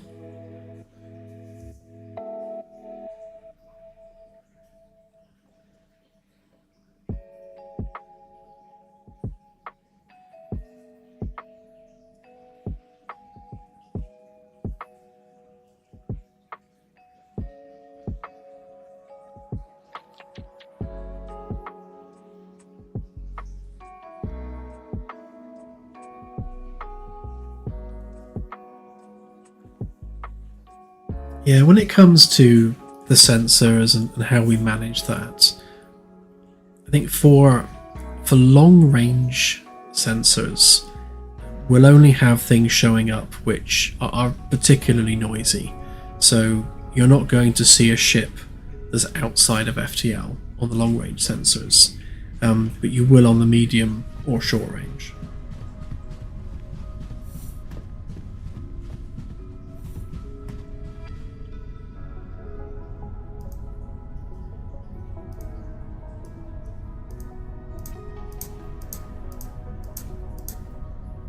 Okay, flippity flippity. I noticed I had to press it twice to get it working, and I'm assuming that's because it's defaulting to off. Let me just double check. Yeah, it's off already, so sort that out. That should fix that.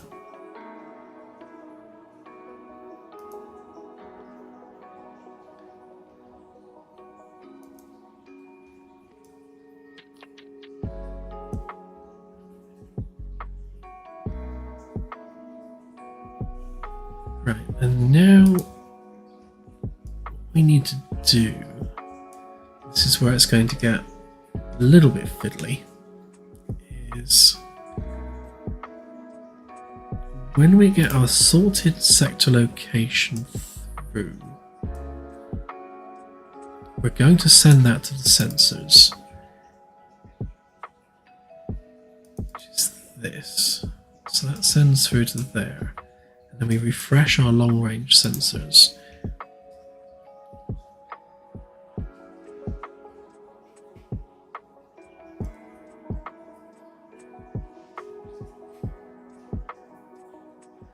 So we can stop that from happening.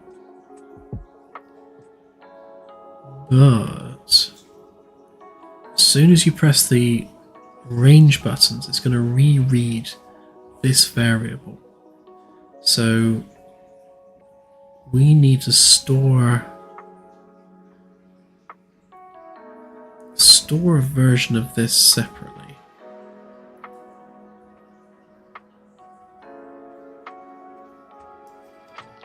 It's a bit of jiggery pokery that's going to be needed here. So we do actually need this boolean. So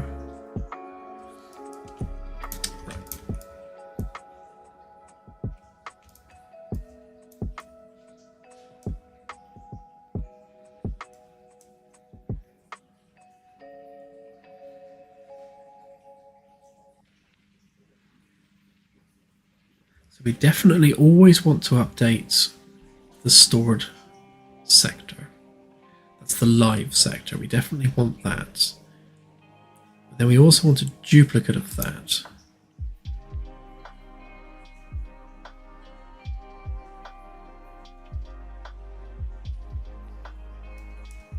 So, okay.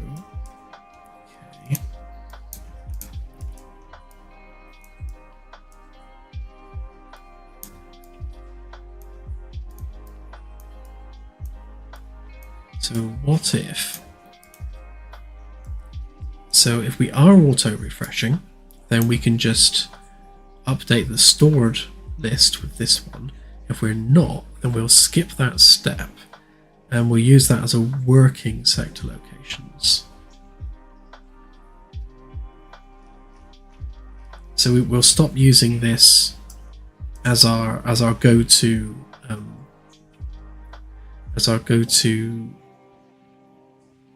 variable. That we're using it all over the place. So what I'll do is hang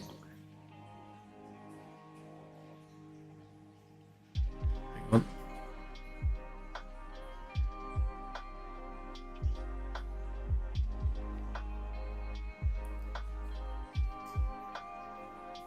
My brain is whirring. Yeah, so we just duplicate that one a minute. So sorted sector locations. Duplicate this. Maybe call it stored.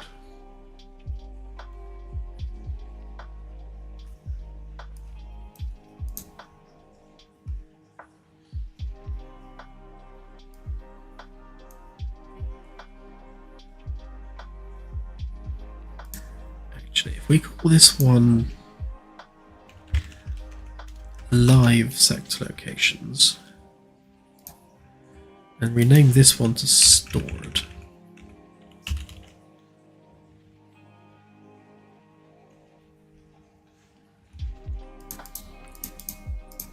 Okay, because that's the one we're using anyway. So we'll always update the live locations. We won't update the stored one unless auto refresh is on.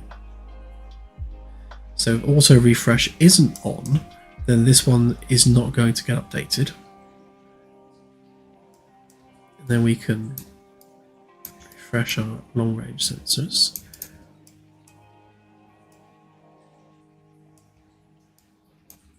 Yeah, and then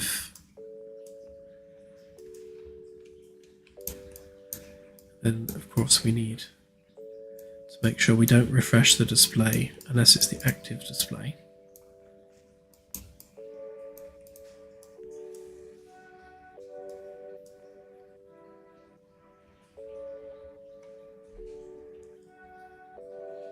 Right, so if we're not auto refreshing, we're still storing the live sector location, but then doing nothing else. So if we turn off auto refresh, then we need to make sure that we copy that to that and rerun that. So we need to grab those.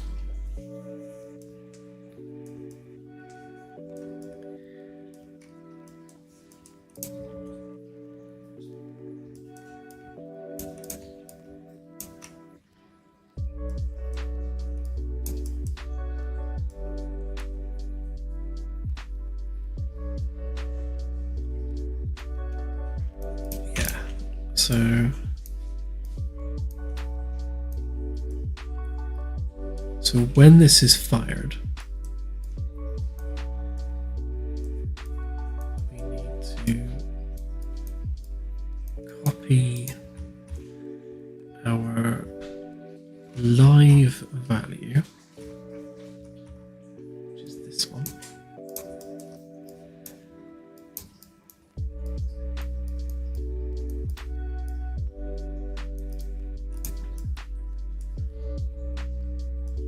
So we've pressed the button, we've flipped our boolean, we reset that there, and then if we've reset it and we've reset it to true, then we need to make sure we update our list of stored locations using the live data, which we've kept handy, and then refresh the long range sensors.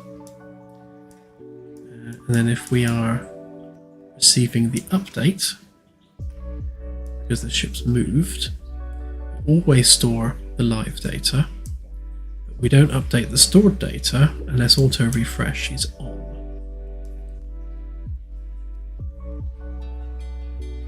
And of course it won't do anything if auto refresh is off. That should be all the logic we need. Let's give that a whirl.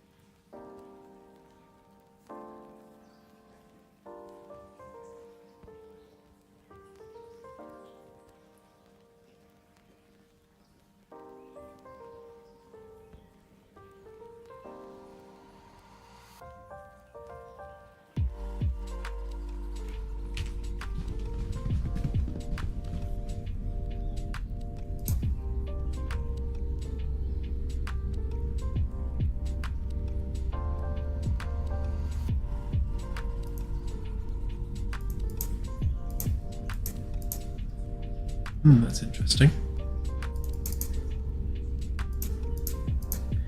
Ooh, I bet it's because the variable defaults to off.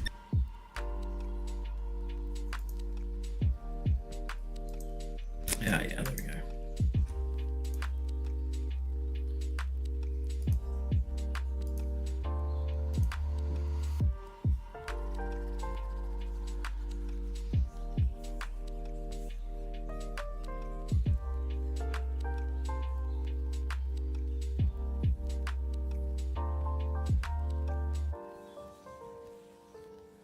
I need to rebuild my my bridge test environment, because then I can test this pretty much instantly without having to load the ship every time.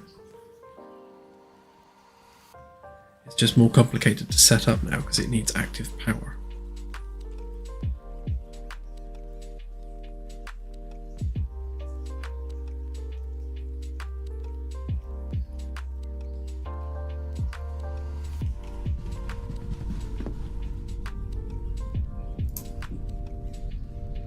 That's better.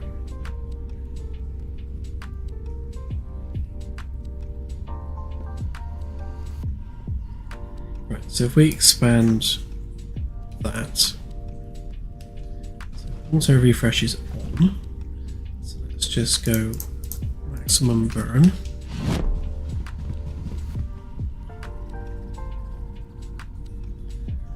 Bit of fond farewell to Earth.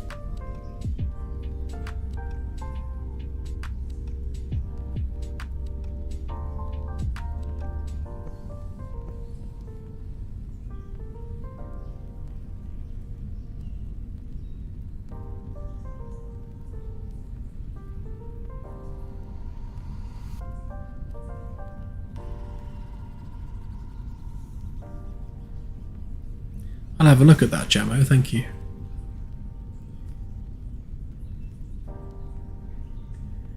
Right, okay, so that just auto-refreshed. And it should do so every time we go 1 light year. There we go again.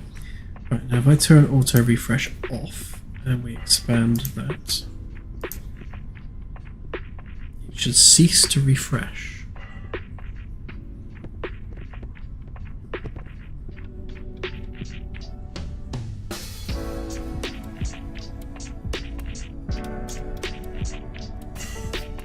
Yeah, I'd say that was working.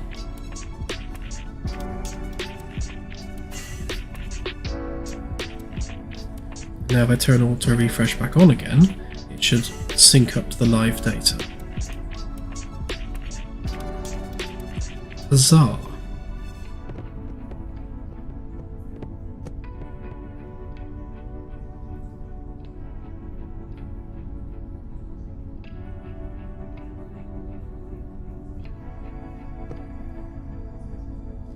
Yeah, the loading time in engine is weird. Outside of the engine, it loads practically instantly, which I guess is, it's pre-compiled, so that would be why.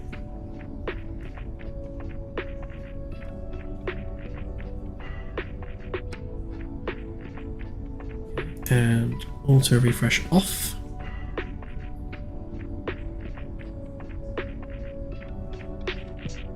Thank you, Mark. Actually, when it comes to PC upgrade, what I'm going to do is I'm going to buy a small rack, like a micro ATX rack, and I'll probably have 3 machines in the rack. And hopefully I can get like a little box on wheels I can roll around. I'll have my main development PC, so I'll upgrade my current 2080 Ti to a 3080 or 3090, something like that, and have a ridiculous amount of RAM in it. Right now I've got 32 gigs of RAM and it's just about enough, so I'll probably go for 128 for the development machine. And for the second and third machine in the rack, I'll go minimum spec for one of them, so that'll be a 1050 Ti with an i5 processor, kind of the minimum spec we're aiming for, so that I can do testing on our minimum spec machine. And then the third machine will probably be an absolute potato, so I'll get one of our old kids' machines that are lying around the house and gut that and turning it into a rack mounted PC, so that we can absolutely like tune everything on these lower spec rigs, which is the best way of optimizing. So you optimize to the absolute lowest bar possible, so that on a decent rig it runs like silky smooth.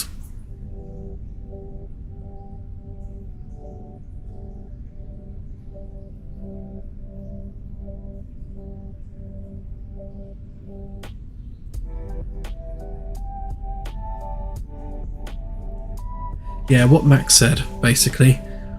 If you're scrolling through the list and you're trying to scan stuff, and maybe you're picking through the list of planets, if auto refresh is on, then this keeps disappearing and it's really annoying.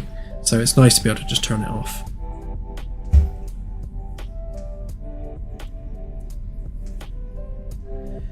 No, it shouldn't do, Anasi.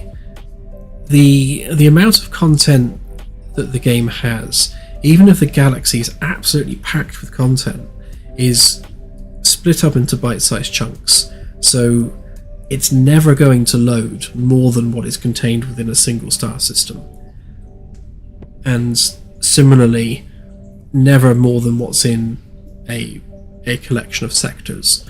Everything beyond that grid of sectors is completely unloaded, and the only things visible in the sector data are going to be really high level items like star systems, and even then it's only the main central star that ever gets rendered.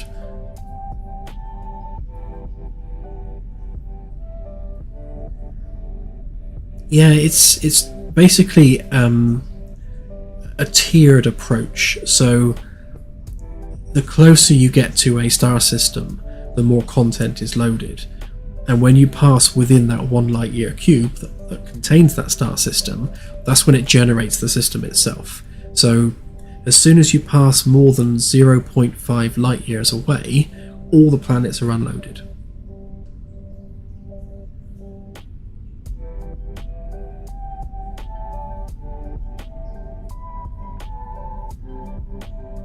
Yes, we are still moving space around the ship.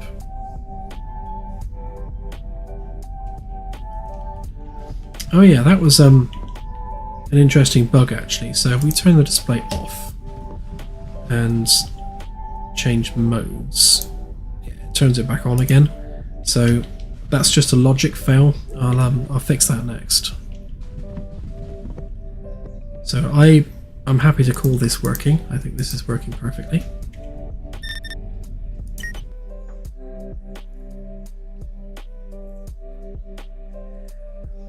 Devin, yeah, what I want to do is when we're displaying the list of targets on here, rather than having single line entries, I want to make them a multi-line, maybe 2 lines per entry, a bit like how the multiplayer games are listed on the main menu. So if something's been scanned, it'll actually say scanned on it, or maybe a percentage, like 50% scanned. And then all the other ones will be like 0% scanned. So you can see at a glance just how much you have investigated any particular given system.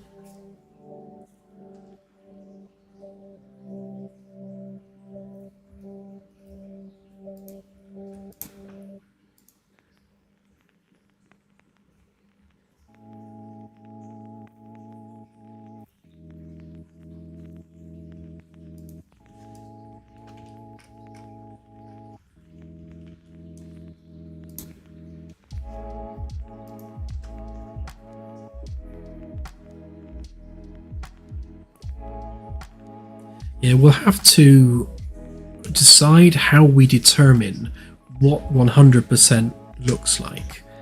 And I guess off the top of my head, that would be a short range scan of every planet. I guess a medium range scan of the system, so that you've at least been there, would I guess be 75%? Or maybe 50%? We'll have to have a think about that.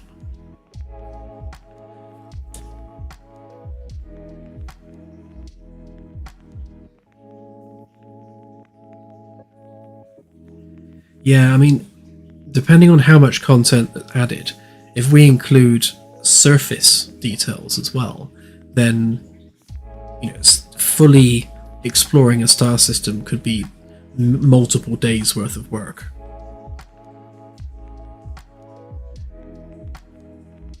They wouldn't, no. So again, this is that whole data generation chicken and egg problem.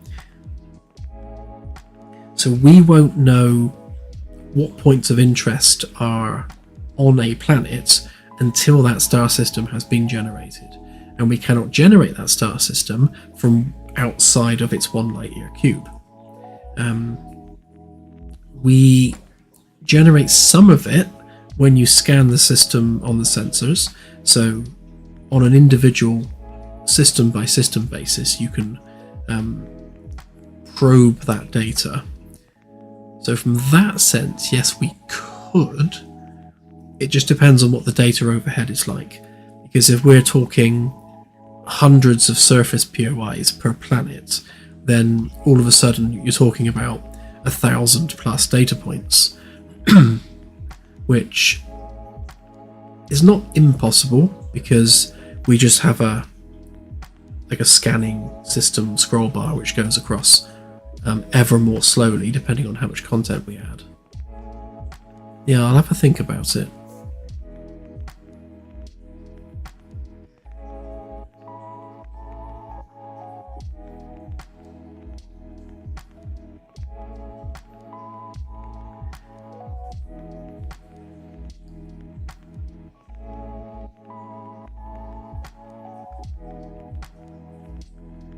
Yeah, it's about 3.5 days to get to Sat J.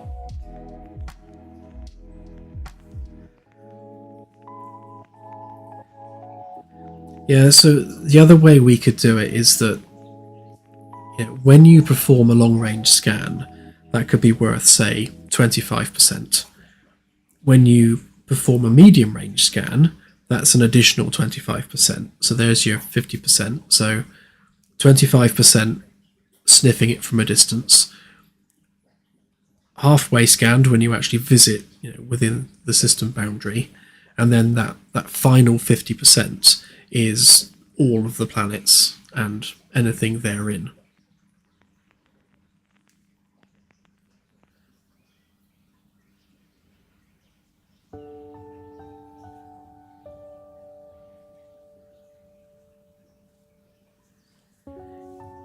So, yeah, so the point you're making there, Anasi, is a good one.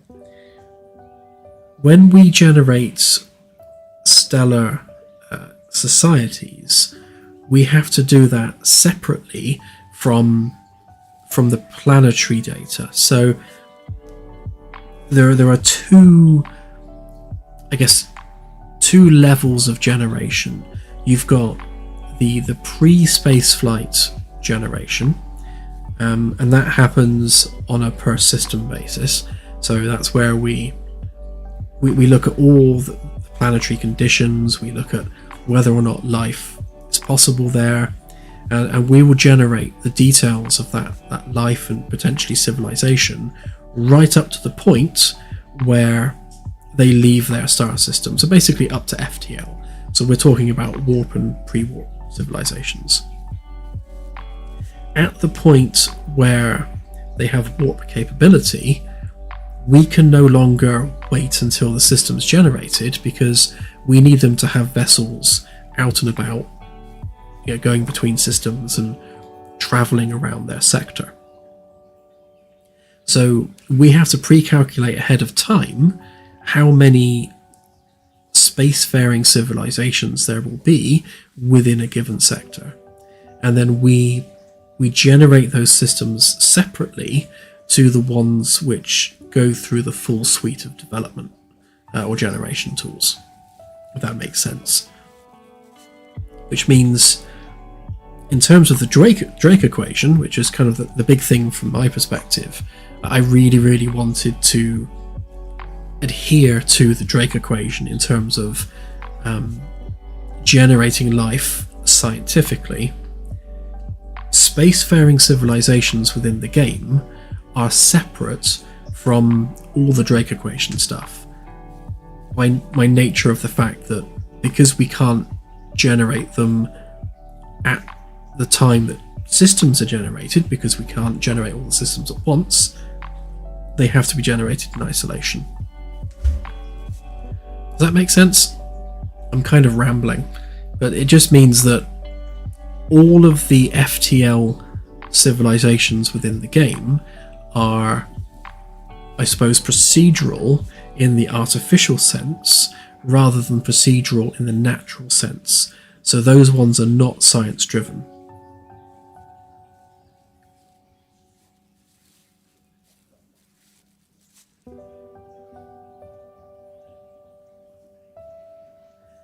Yeah, basically.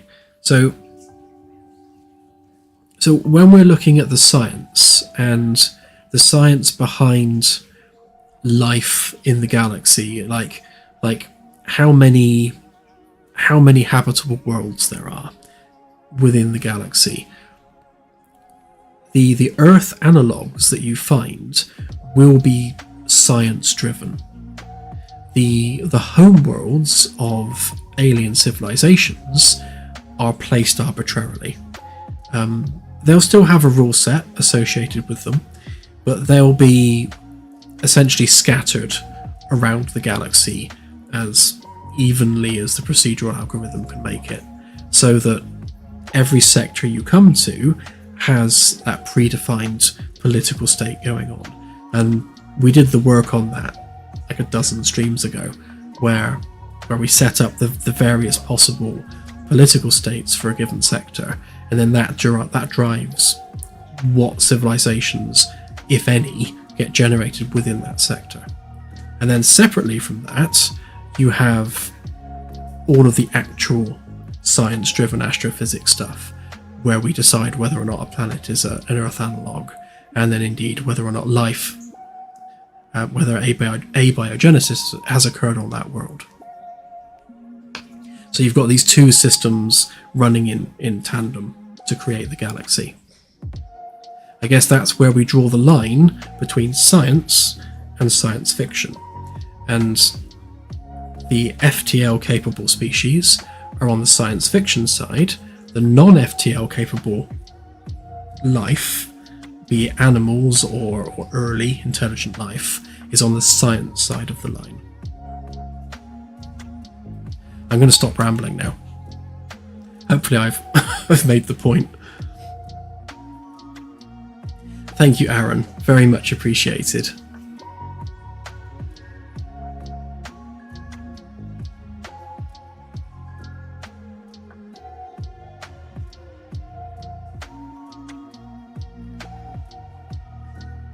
Yeah, Triblade, exactly. It's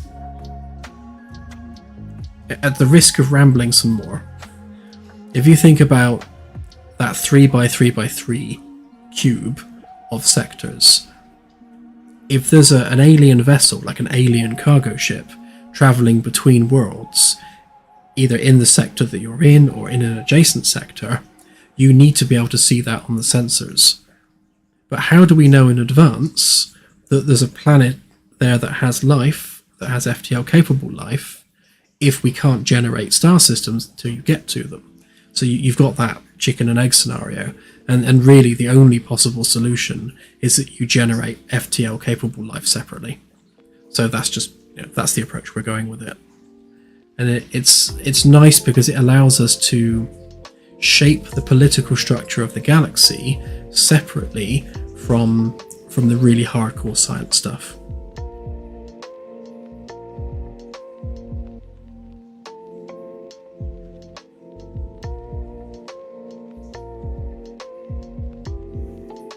Yeah, there will be lots of dead civilizations. So that sector political state isn't necessarily a political state as such either.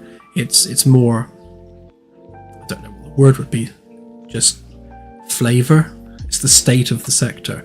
So that could be anything from a thriving empire to a series of completely separate civilizations. It could be an empire which is long dead and it's just remnants of that civilization left behind. Or it could be a mix of the two. There are many different sort of story states that a sector can have. And what we're doing is we're crafting the story of each sector on an individual sector basis. So every 3x3x3 grid will have different stories for all the sectors within that grid. So you should expect, when out exploring, every time you enter into a new sector, there's a whole different story going on to the one you just left. And hopefully that's interesting from an exploration perspective, because you never quite know what's happening in the next sector along. Like is it a long dead civilization? Is it two civilizations at war? You won't know till you get there and explore.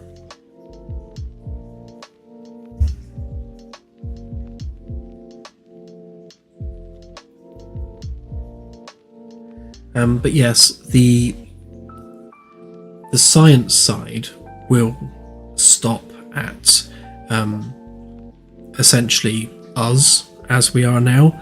So you can have a spacefaring civilization and have satellites and space stations, just no FTL. As soon as that species is FTL capable, we have to generate them separately, for the sole reason that you need to be able to see those ships in space before you get there.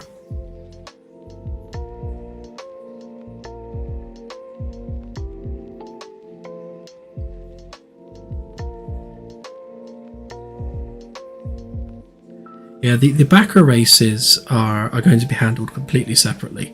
So they'll just be placed in the game the same as the FTL capable species, which exist ahead of all the science being calculated.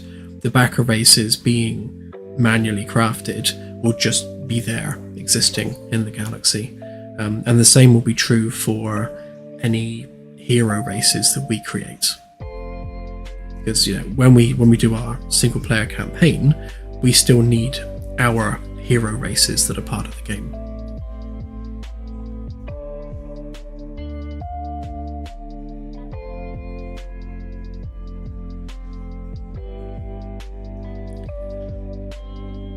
So what was I doing? Right, holo display. Off button. Press button. Display goes off. That one.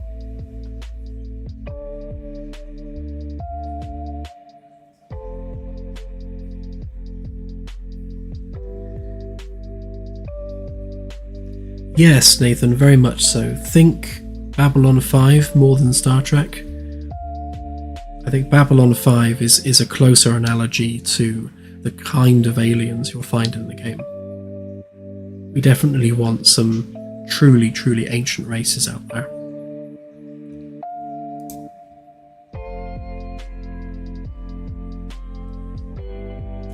There will be an in-game tool for both of those, Steph. So on the next patch cycle, so once the demo's been updated, I will be working on the next patch cycle.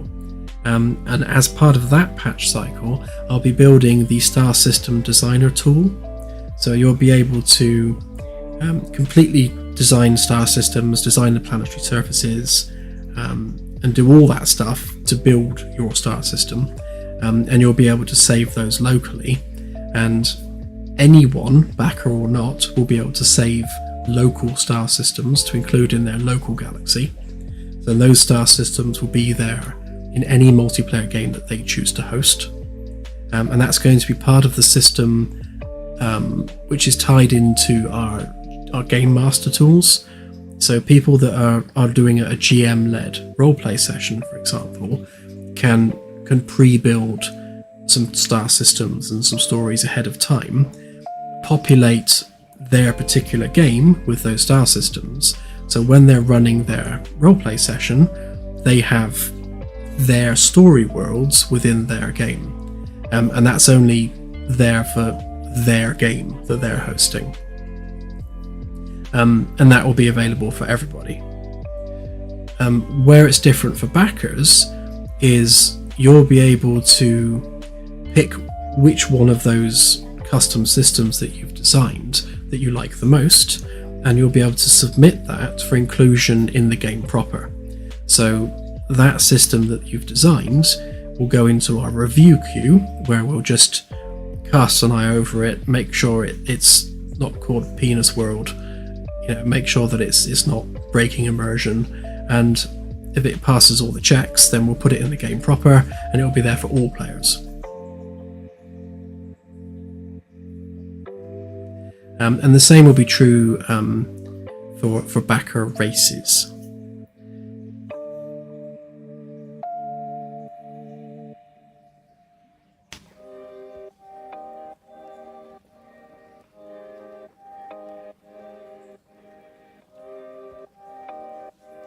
Yeah, so we were debating how best to handle it, because obviously we really want to foster deep roleplay within the game, and allowing the GM to shape the galaxy in line with whatever story it is that they're trying to tell is really the best way of doing that. So they can create their own star systems, their own races for their stories, and they can share those with their players. But of course, those races and those star systems are only local to them and their particular game and group of players. And backers get to publish theirs for everybody.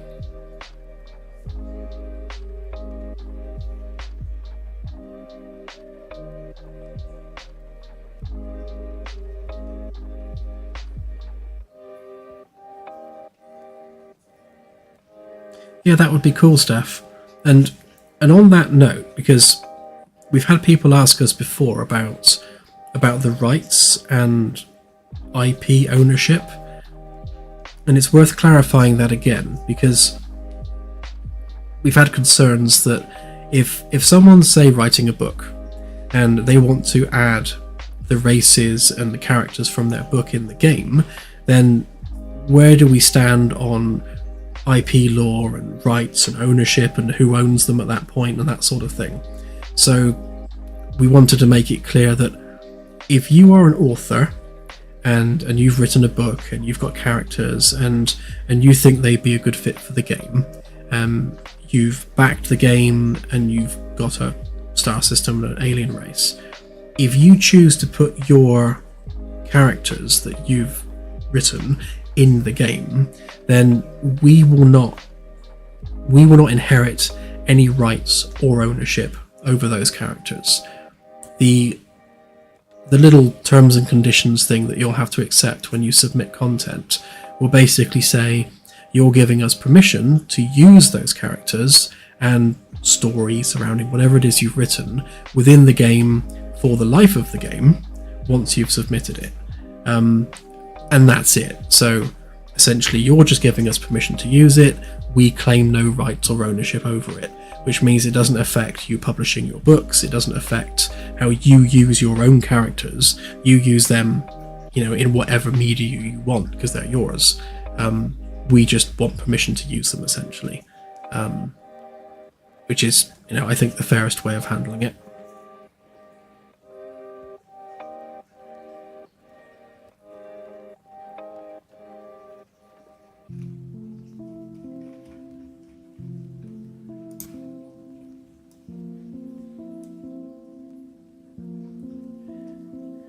Okay, so we press the button, the display goes off, it comes over here, press the button, replicate the button press, and set the mode to off.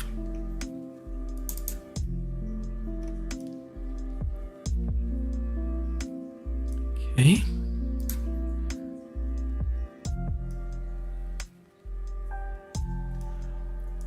So I assume what's happening then is, it's not doing a check.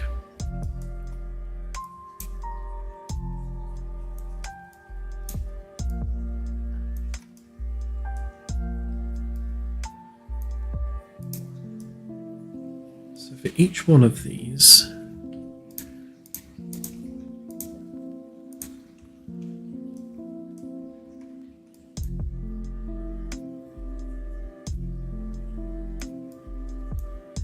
make sure that that is not off.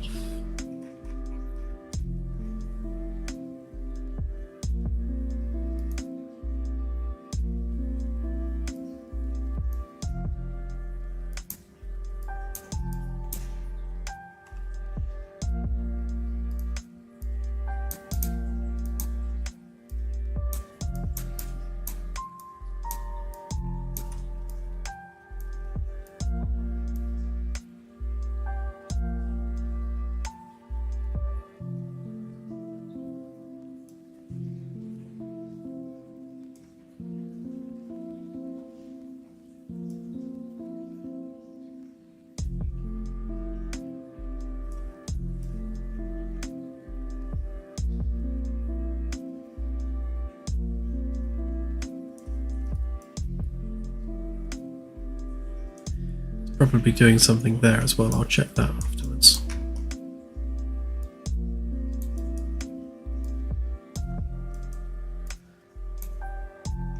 Obviously these buttons aren't connected to anything yet because they're for all the other modes.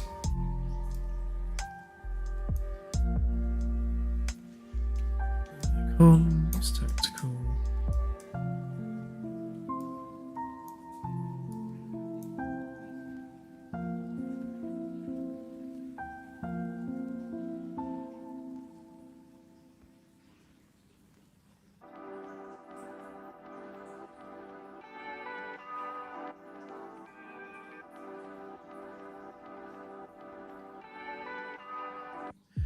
That's an interesting question, Firstus. Yeah, I'm going to have a think about that one. I mean, the system is going to be designed as such that they are entirely procedural, so none of us know where they are or where they go. However, there's probably going to be a couple that we'll want to place for story reasons, which then does open up the opportunity of having them manually placed. I'll have a think about it, because what we don't want is for, say a backer has a system that's about 100 light years or 150 light years from Earth, and they put a wormhole straight to Sag A in their backer system. That kind of kills the game a little bit. So I think if we ever acquiesce on backers placing wormholes in their systems, we're going to have to put some limits on it. So I'll call that one a maybe.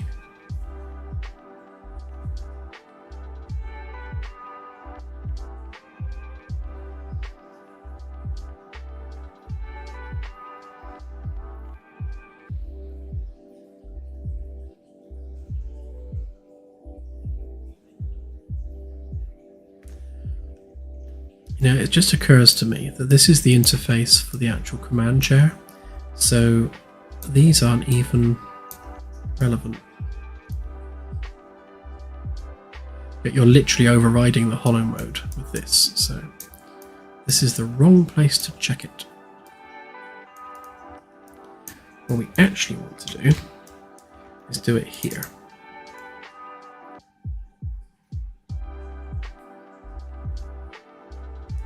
It's this one, it's the sensor mode one. So when we switch sensor mode, this is where we don't do anything. In fact,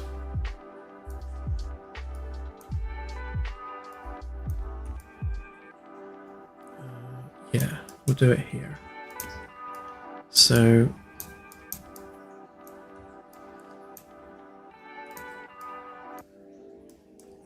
we should only actually refresh any of these modes if the hollow mode is not off.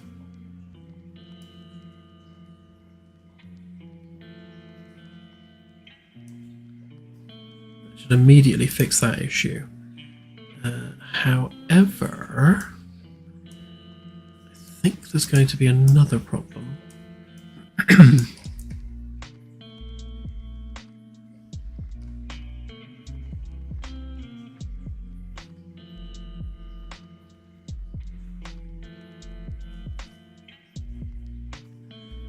Yeah, because when you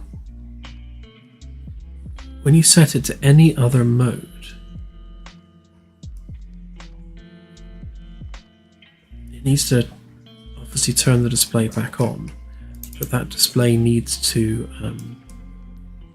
be relevant to this, so we kind of need to do this.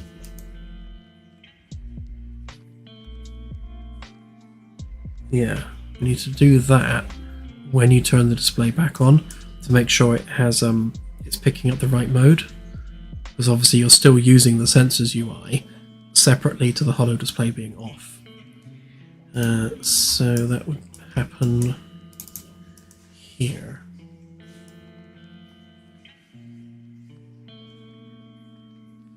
So if we're talking about sensors,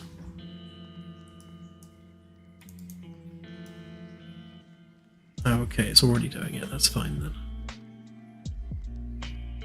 No, it's fine, we're already doing that, we don't need to do it again. Okay, great.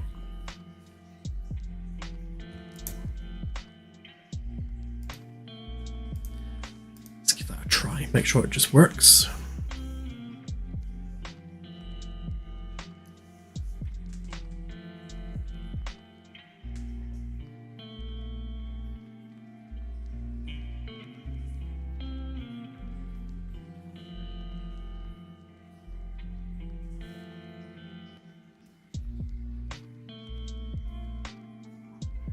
Yeah, to be honest, Miner, that's not a bad idea. If two backers wanted to work together and have a wormhole between their two systems, yeah, then that's definitely doable.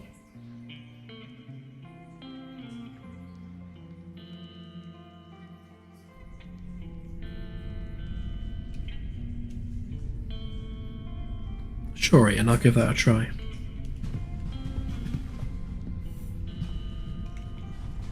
Right, so let's change the modes.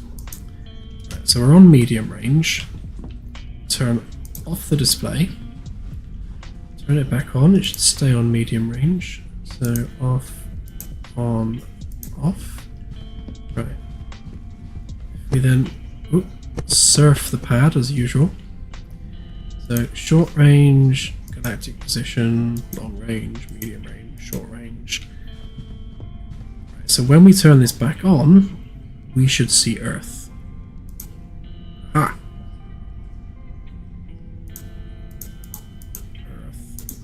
Earth. Okay, and then go to long range. This time we should see stars. Huzzah!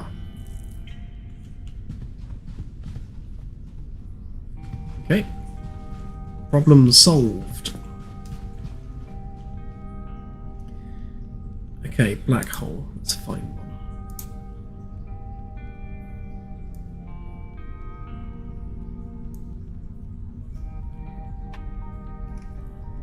There's a lot of black holes.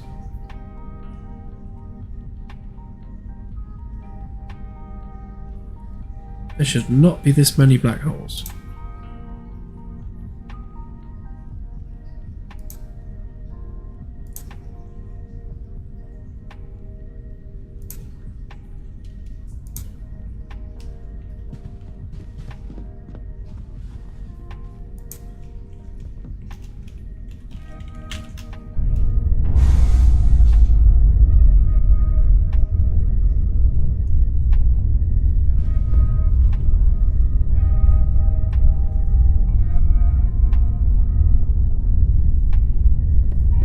Okay, that's definitely a black hole.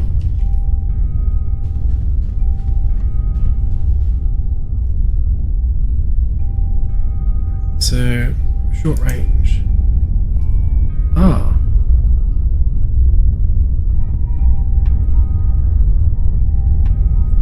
So what's happening here is it's drawing another black hole on the holo display, but with you right in the middle of it. So we're currently in the middle of a black hole, which is the same scale as the one out the window.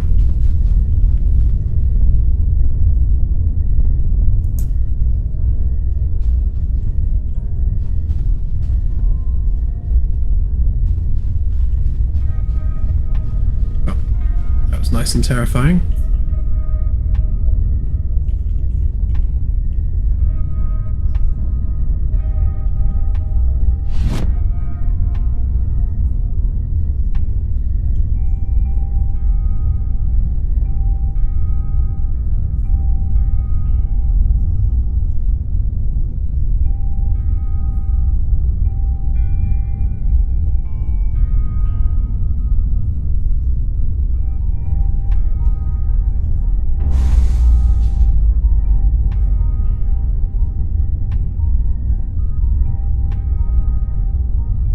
It's always so jittery in the editor. Lag, lag, lag, lag, lag.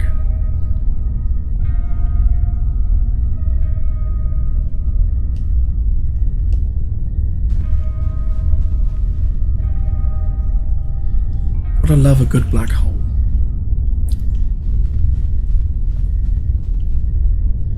I'm assuming that's going to render the same scale.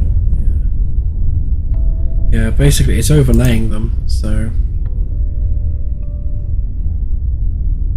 Okay.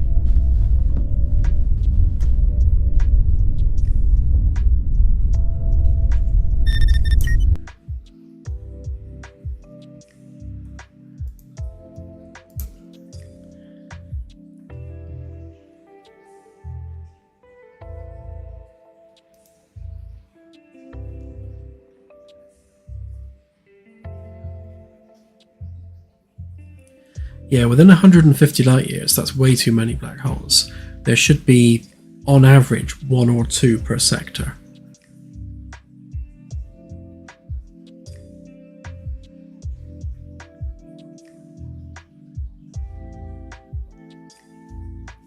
Yeah, they should have planets around them. I'll double check in a sec.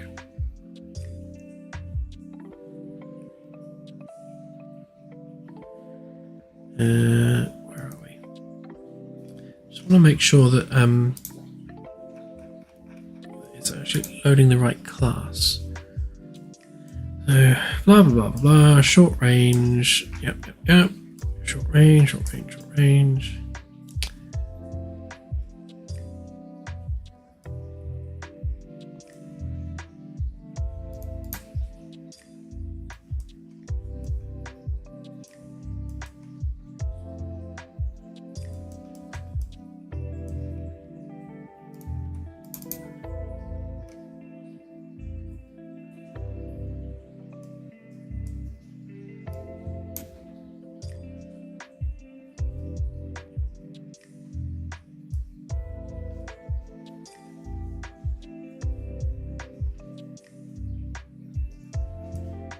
So that's just grabbing the actual type of object, which goes and then we spawn that object.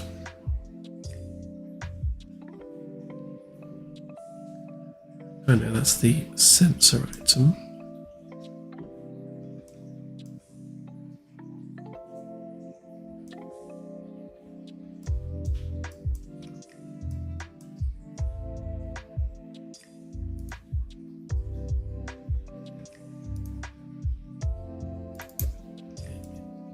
Oh, it's doing it on the holo display instead. Okay, so same thing then, we measure our distance, find the closest object, we grab the class to that object, we then spawn that class.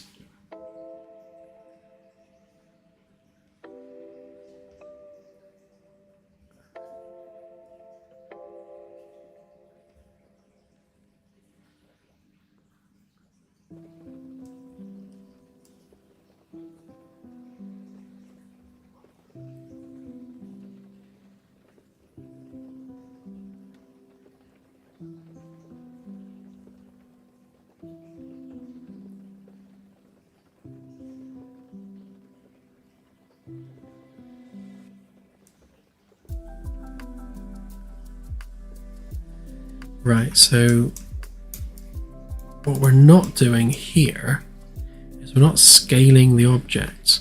So you need to have a look at the class for black holes. This one here, that one there.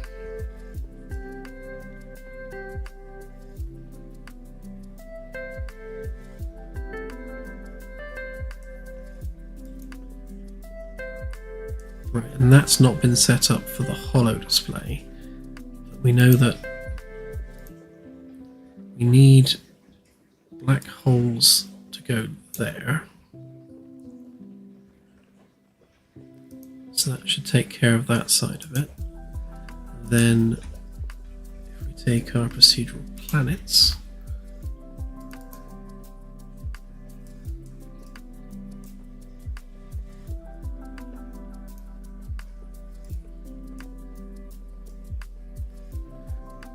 we just need to recreate this basically. So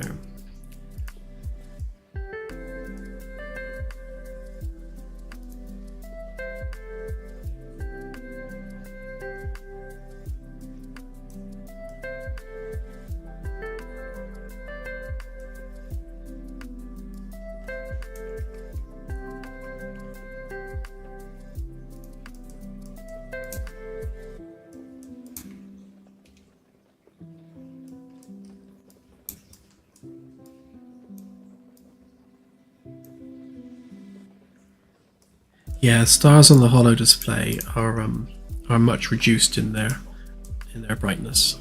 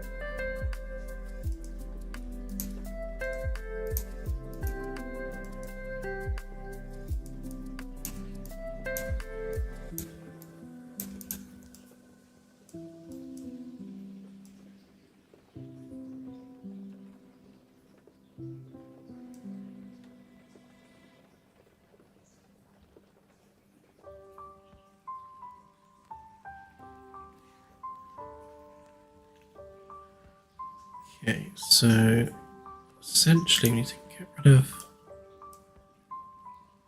that one.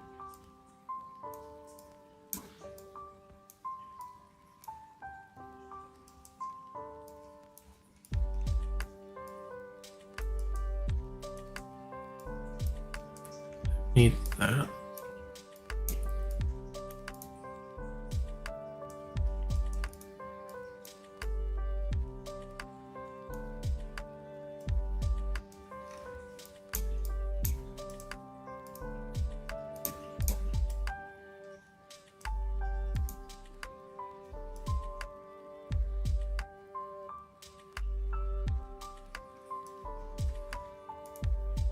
Okay, let's see whether that fixes it or not.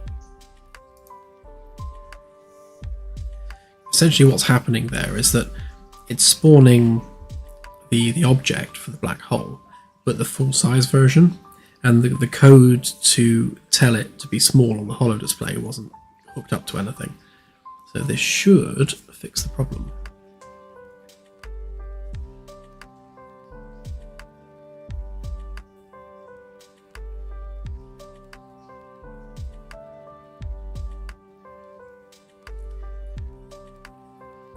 It depends what you mean by galaxy, Ian, because if you're talking about the galactic disk, you'd have to work out the cylindrical volume of, I think, 1,000 across and 10 deep. I think that's what, because it's 100,000 light years, so that would be 10,000 sectors. So a diameter of 10,000 and a height of 1,000. No, sorry, a height of 100. Hang on. No.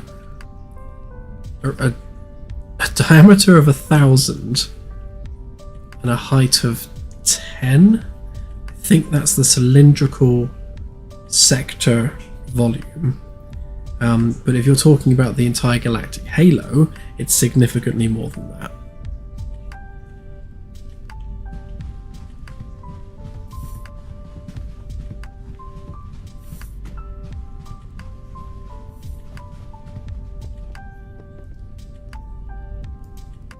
Right, so there's Earth.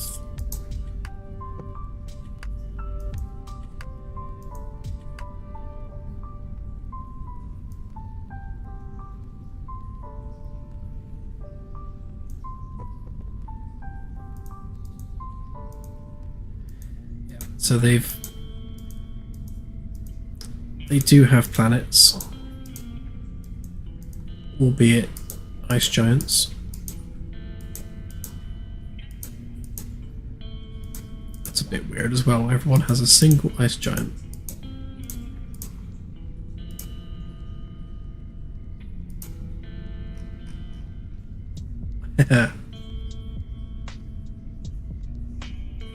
Exomoons will definitely be a thing, and I'm sure Professor David Kipping would be very happy to see exomoons.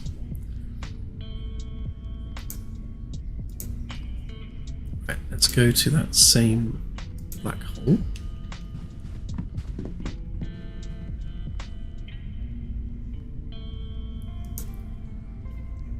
Oh, that's cool. Yeah, I joined Kipping's Discord server about a month ago. And I'm hoping to get him interested in the game, so perhaps he'll take an interest once it's a bit more fleshed out.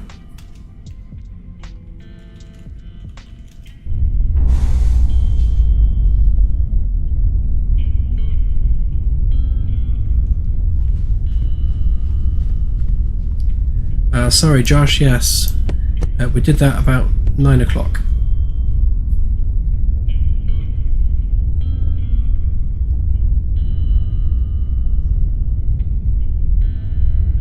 Yes, Riston, we're going to have lots of different ship types.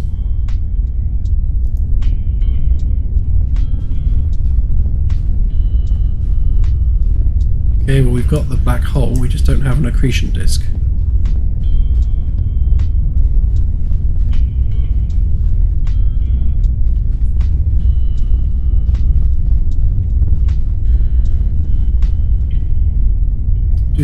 playing nicely together, perhaps.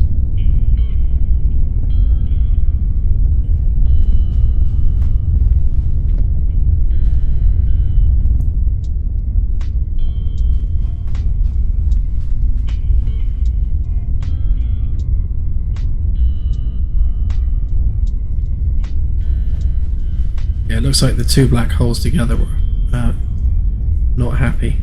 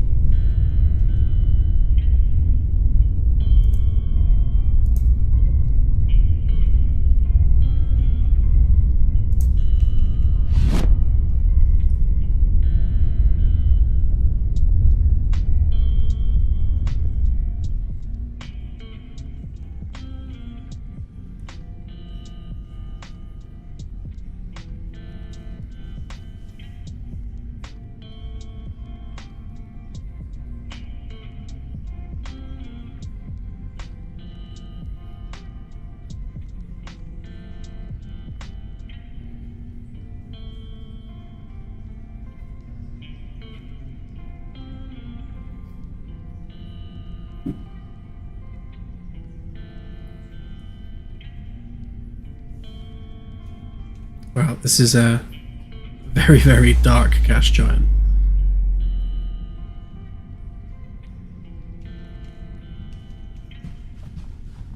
Although, because we have science now, we can look at it on here.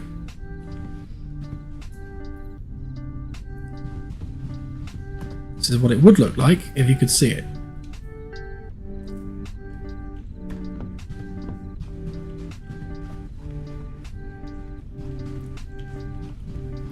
Looks like it would taste kind of pepperminty.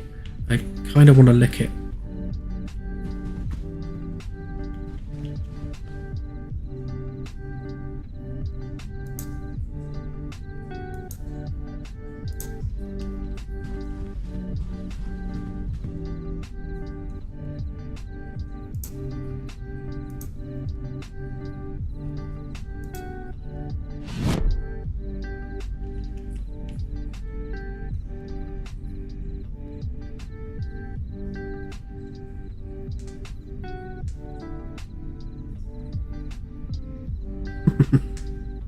We do need floodlights, although I don't think floodlights are going to do much good to a gas giant.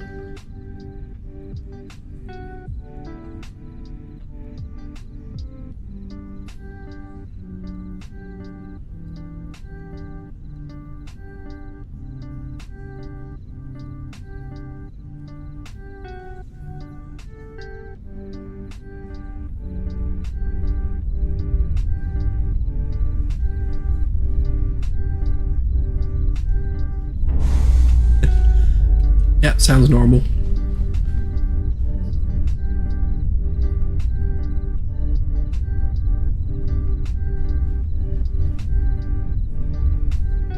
Yeah, what we really need is a night vision mode where we can actually see things out the windows properly. I'm sure we'll get that at some point.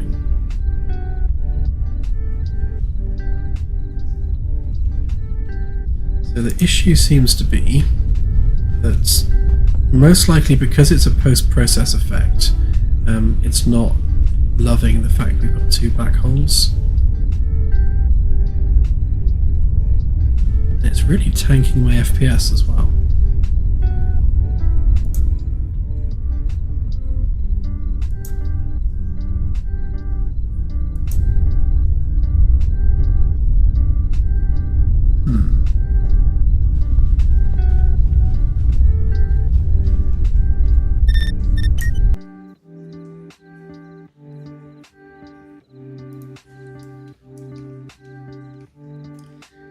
Let's try something.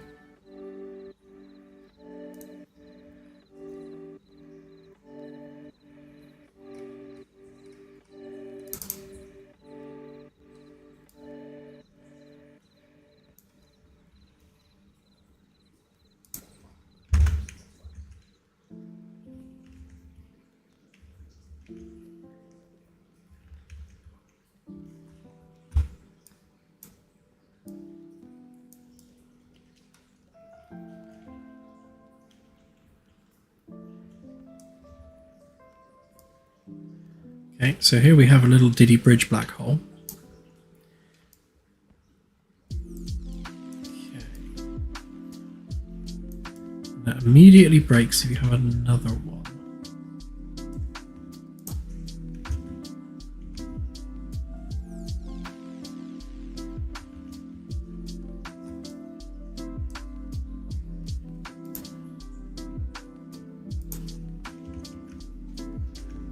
Huh. Okay, weird.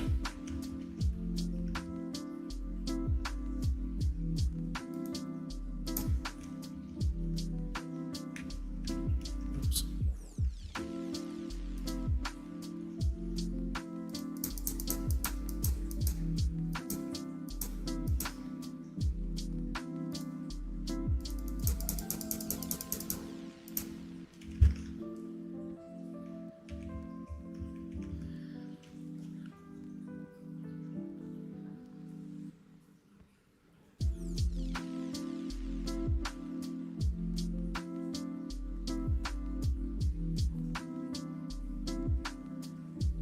So I think what's happening is because this is a post-process material that renders the black hole.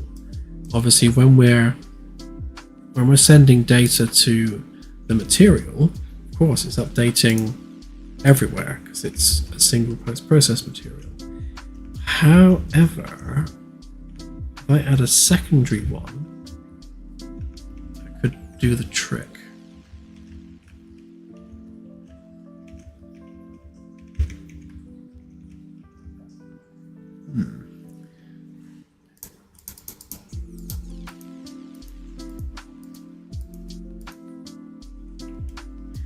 I love these ones, these little like barely any accretion disk ones. There's something cool about them.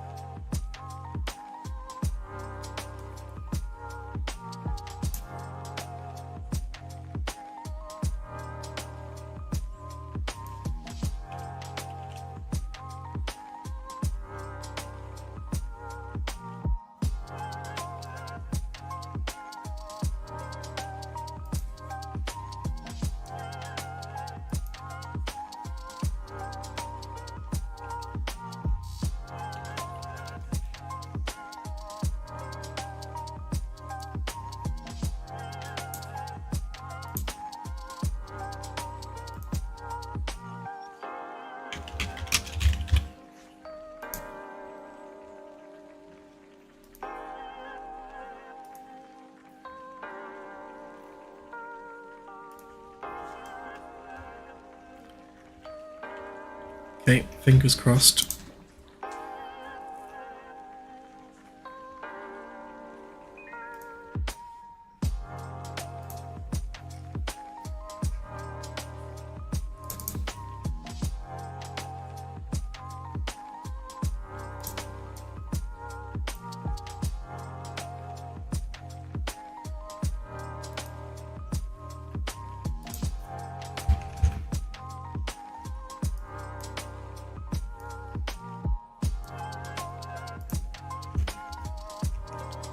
Ah, balls. I thought that would work.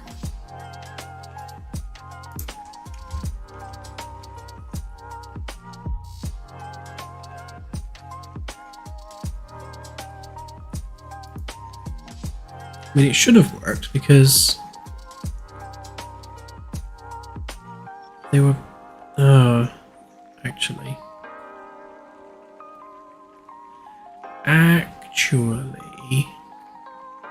Now I think about it, because that's just a material instance, isn't it? So what we actually want to do is we need to create a duplicate of that.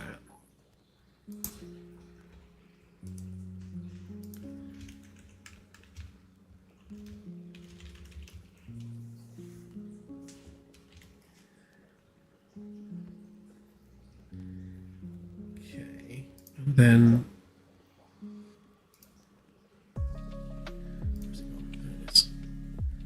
right, then on this one, we need to change the parent to that one.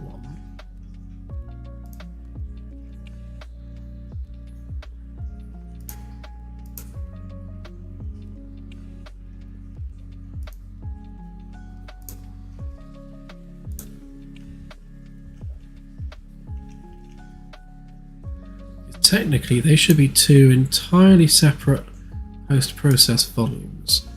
If I delete that one a minute and add it back again,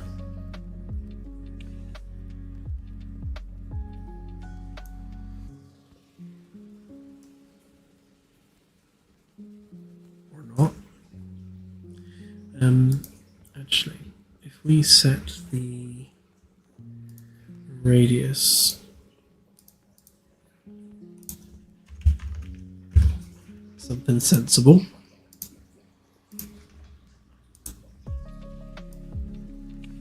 Oh, it's a material. Why am I trying to drag a material in?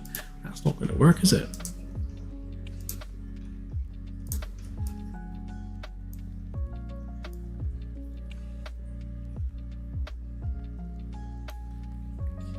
Okay.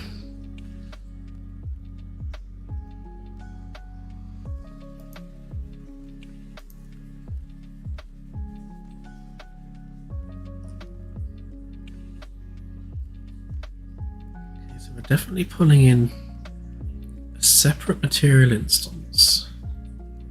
We've got our own post-process, which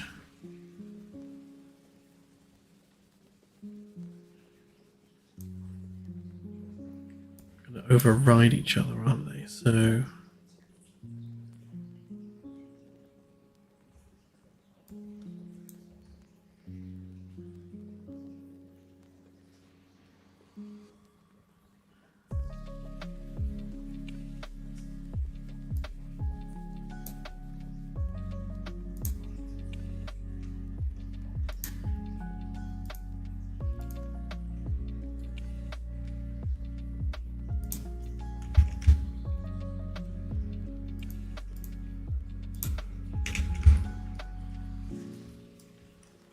suggesting that I can still see that. I'm guessing that's the other post-process that's causing it. So if I get rid of that one, I shouldn't still be able to see this one.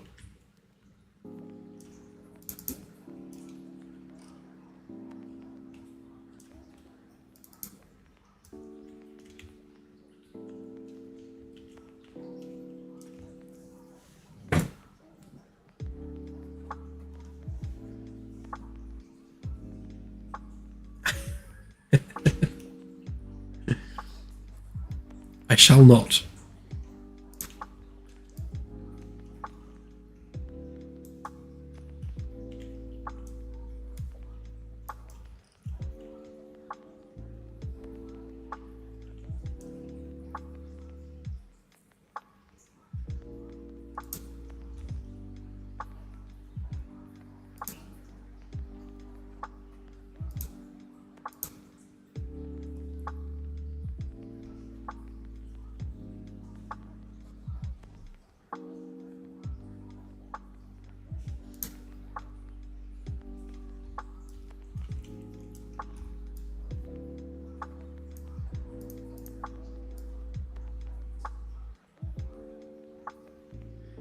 Huh, that's weird.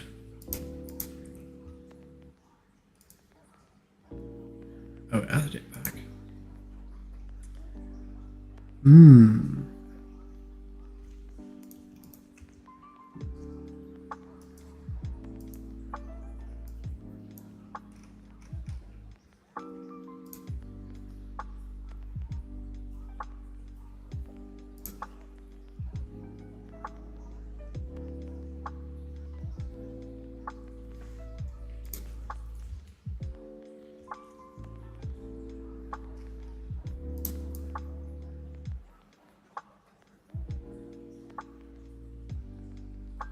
See, technically, I shouldn't be able to see that because the post-process volume is not unbound, which means it has a size to it, which I should be outside of, so I should not be able to see that black hole.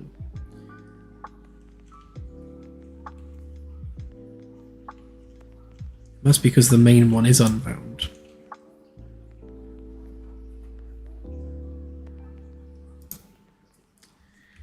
What if I change the priorities on the post-process volumes?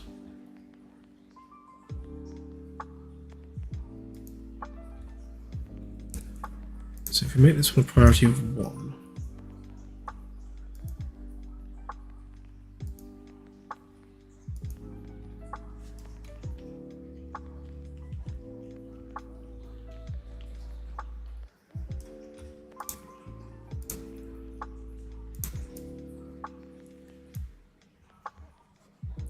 so there's the big one.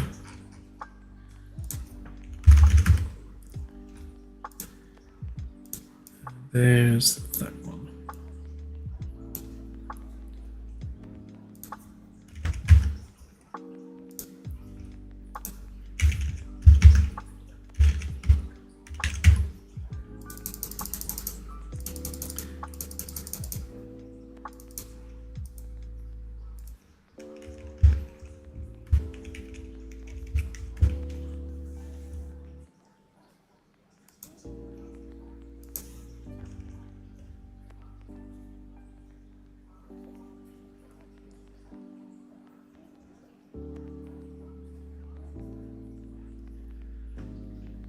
So I was hoping that having two completely separate post-process materials would allow for separate black holes, but that doesn't seem to be the case.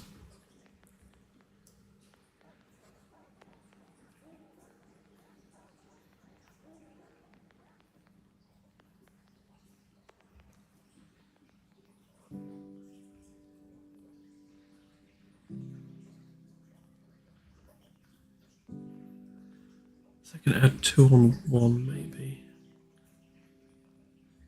Or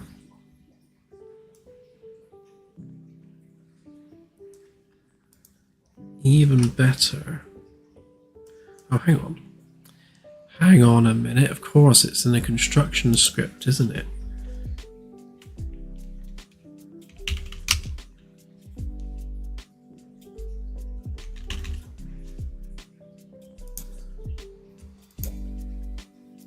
There may be hope yet.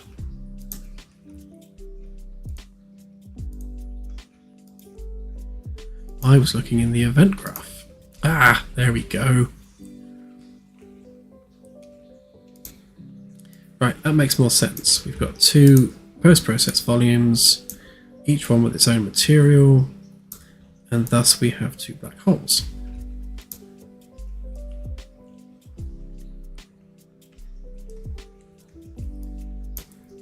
Simples.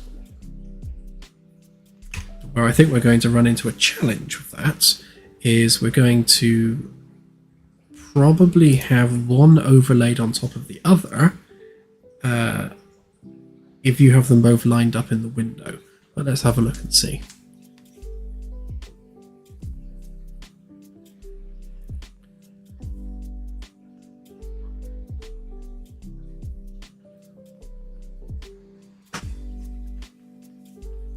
It would be cool to have a little mini black hole in it, like a glass sphere, as like an alien artifact. That would be awesome.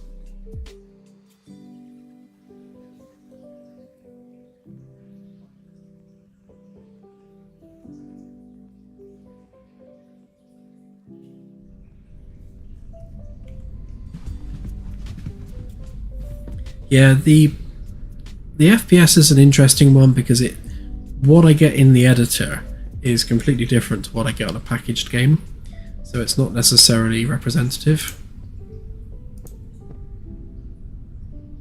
Ultimately, though, it is rendering 2 post-process volumes, and that is going to have an impact.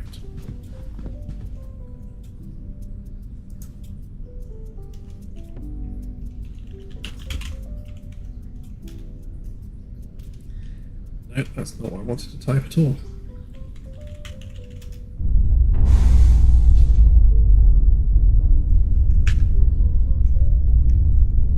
Right, so let's get that nice and big in the window.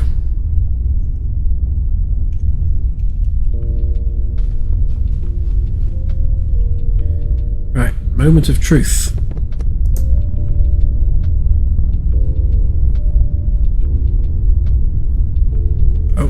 Hang on. Wait.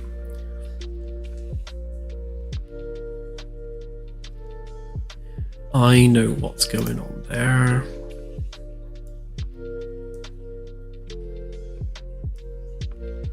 So it's getting the actor class, which is the class of what's actually being rendered in space.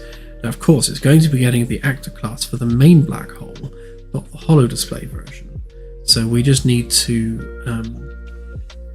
do a check on that. So ultimately, I need to make holo display versions of all of these anyway. I think that would be probably the most prudent way forward in the long run. But for now, if we go, so if you are black hole volume metric.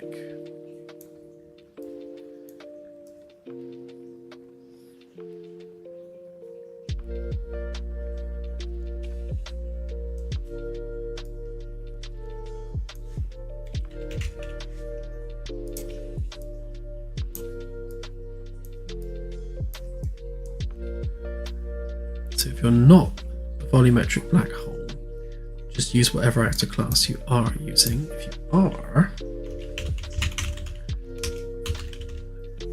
use that one instead. So we're essentially telling it to use a different black hole class if it detects that it's a black hole. So that should spawn the second one, not the first one.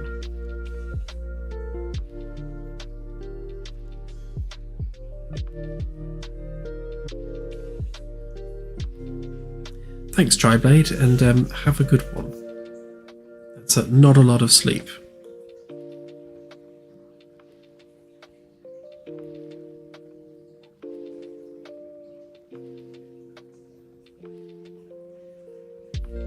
Sleep well.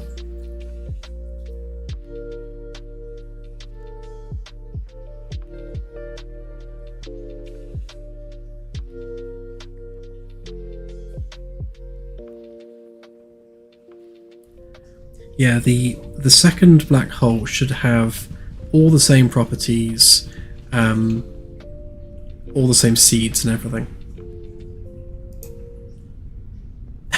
Sorry for keeping you awake. Normally I put people to sleep.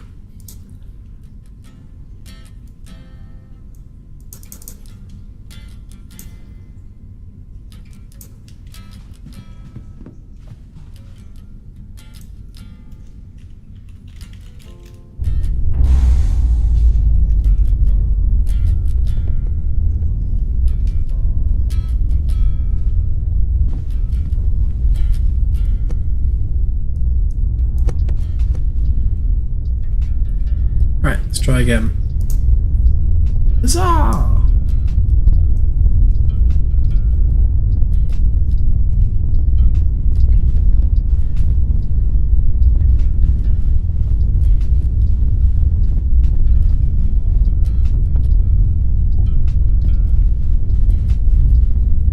So, as suspected, it is rendering behind it, but if I change the sort order, should put this one in on top of the others. It's also displaying behind. The glass is going to have an issue as well. But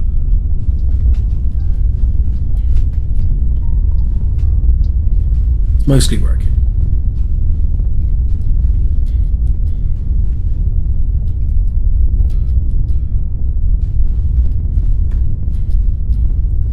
Oh yeah, you're right. Actually, the mini version needs some noise removing.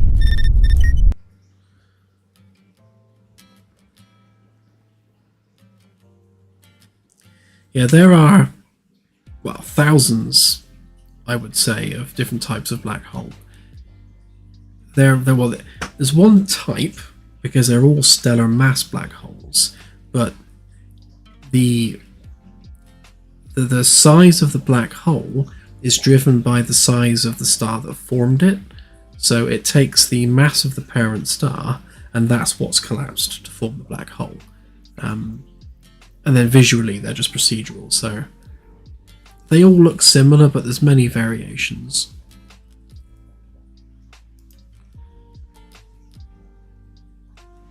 So we can get rid of the black hole roar for a start.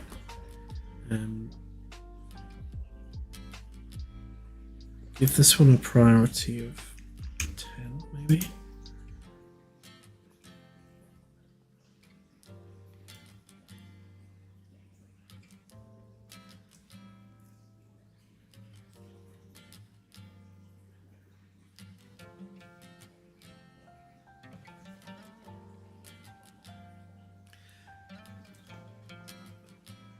Okay, thanks, Ian.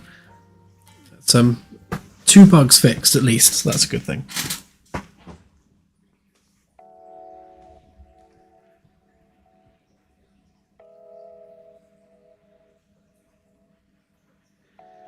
Well, the angle of the object in the holo display is what will be aligned with the ship. And you'll also have a toggle as well, so either you can have it object aligned, where it's aligned to the object itself, or aligned to the ship position. So you'll have the ship in the middle of the display, and then the black hole will be offset from where the ship is. So you can see the relative location of those two objects. Same with planets. So you can focus on the ship and have a tiny little ship with a massive arc of a planet next to it.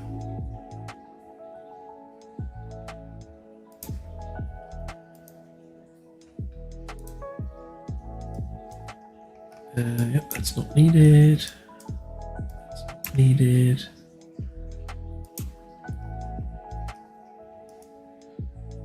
And that's not needed.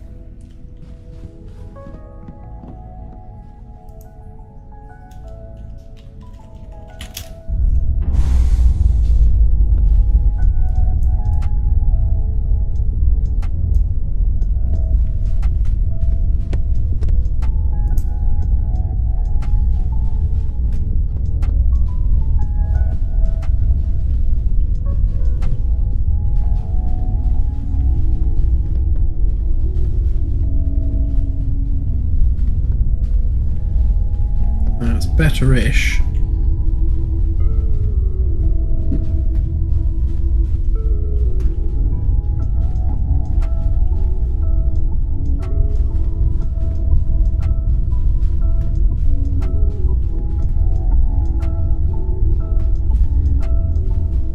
I think ultimately what needs to happen with this is it needs to be removed as a post-process effect and made as a mesh-bound shader effect instead. The nebulas are mesh-based, so they're confined within the bounds of a mesh sphere, and that volumetric effect is a shader within that sphere. The black holes need to work the same way, so I kind of need to pick through the code and convert them. Having them as post-process is causing all kinds of issues. Do we still have zoom controls? Oh yeah, we do, so it still works. Why is my character wobbling around?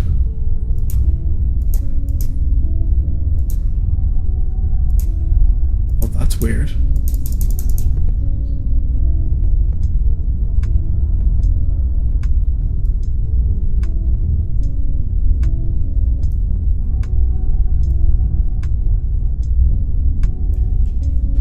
A little mini black hole.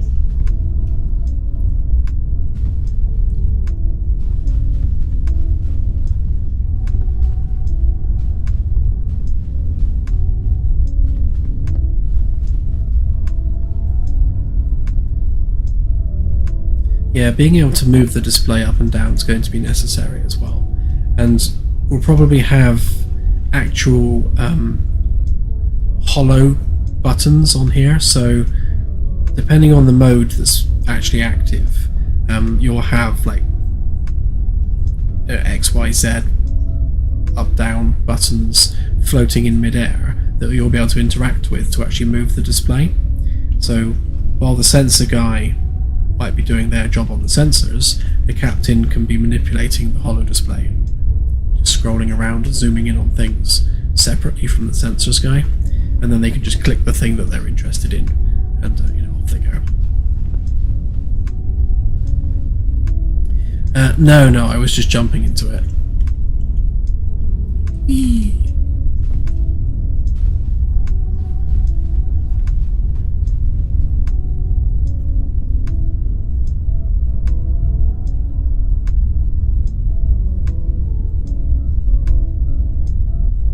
Greetings.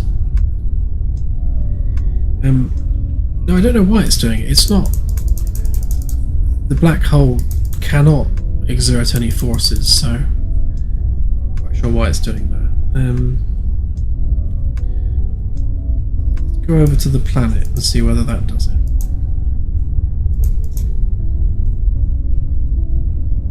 Well, or just on here even. Yeah, that doesn't do it. And that doesn't do it either. Something peculiar to the black hole.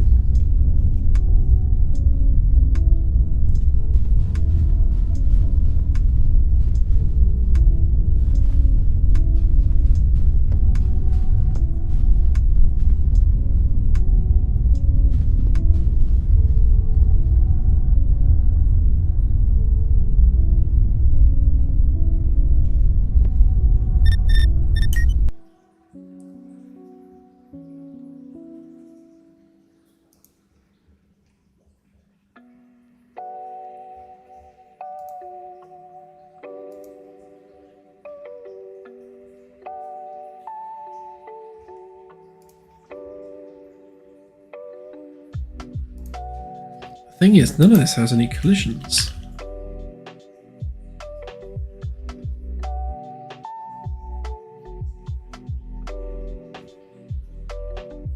Oh, of course, we don't need the light on that either, do we? Not that. Oh, it could be the camera shake. I bet it's the camera shake. Let's get rid of that as well.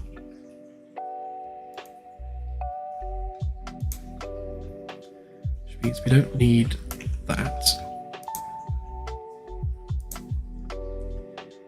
Don't need that.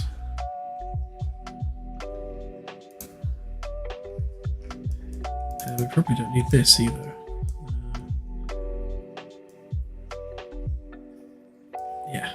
don't need the looping function.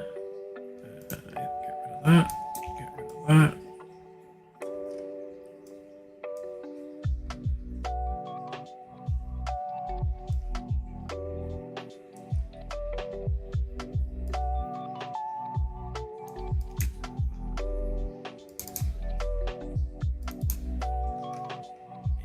Need that. Does it need to be on tick though? Probably not.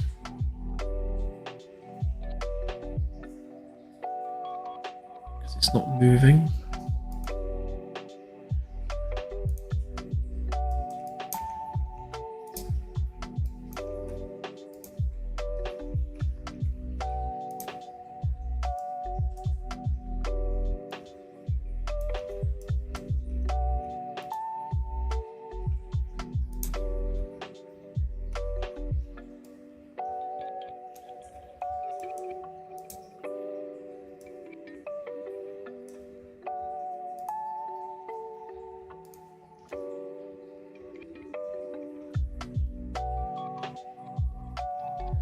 Right, that should have significantly cut down on the cost of that black hole as well, because it's no longer rendering a direction light, which of course it was before.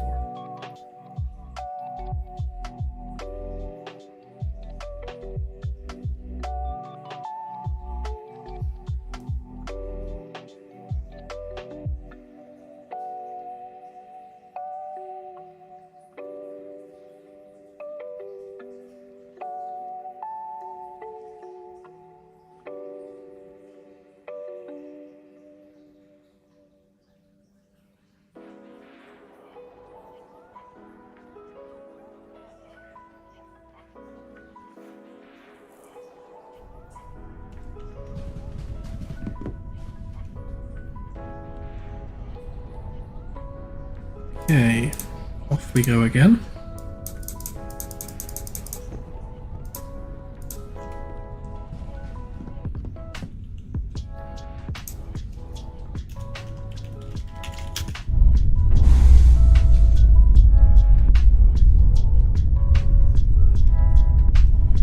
Actually, let's get that one out of the way. I want to see if the other one gets occluded by the windows.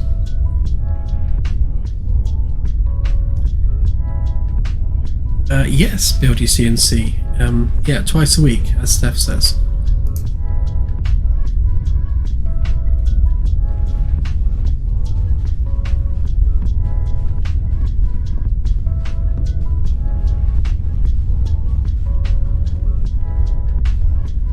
Yeah, so there's a bit of layering issues with the widget panel for the window there.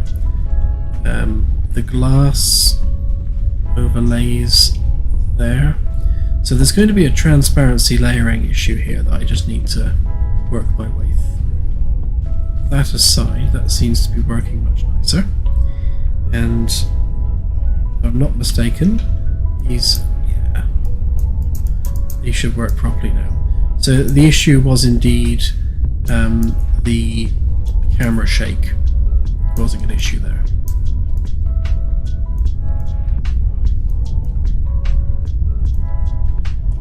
Perfect. Yeah, transparency can be an absolute nightmare.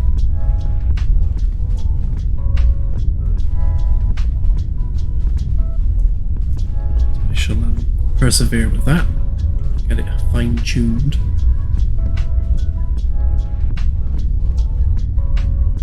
Okay, well, I think with that happy success, I shall call it a night because it's been 3.5 hours. So, thank you once again, everyone, for joining the stream. It's always good to have you here. And congratulations to our 3 key winners from our key giveaway earlier. We shall do another key giveaway next month, and we'll do that on a rolling month basis, and we'll aim to do it on the 1st of each month. So keep your eyes open for that if you want to win a key for the alpha builds. And yeah, that aside, I will keep plugging away at stuff.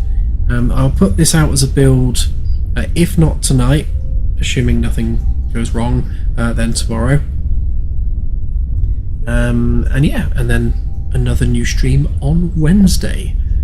So I shall see you all there. Okay, thanks again, everyone. Have a good week. Have fun, stay safe, and I shall see you on Wednesday. Bye for now.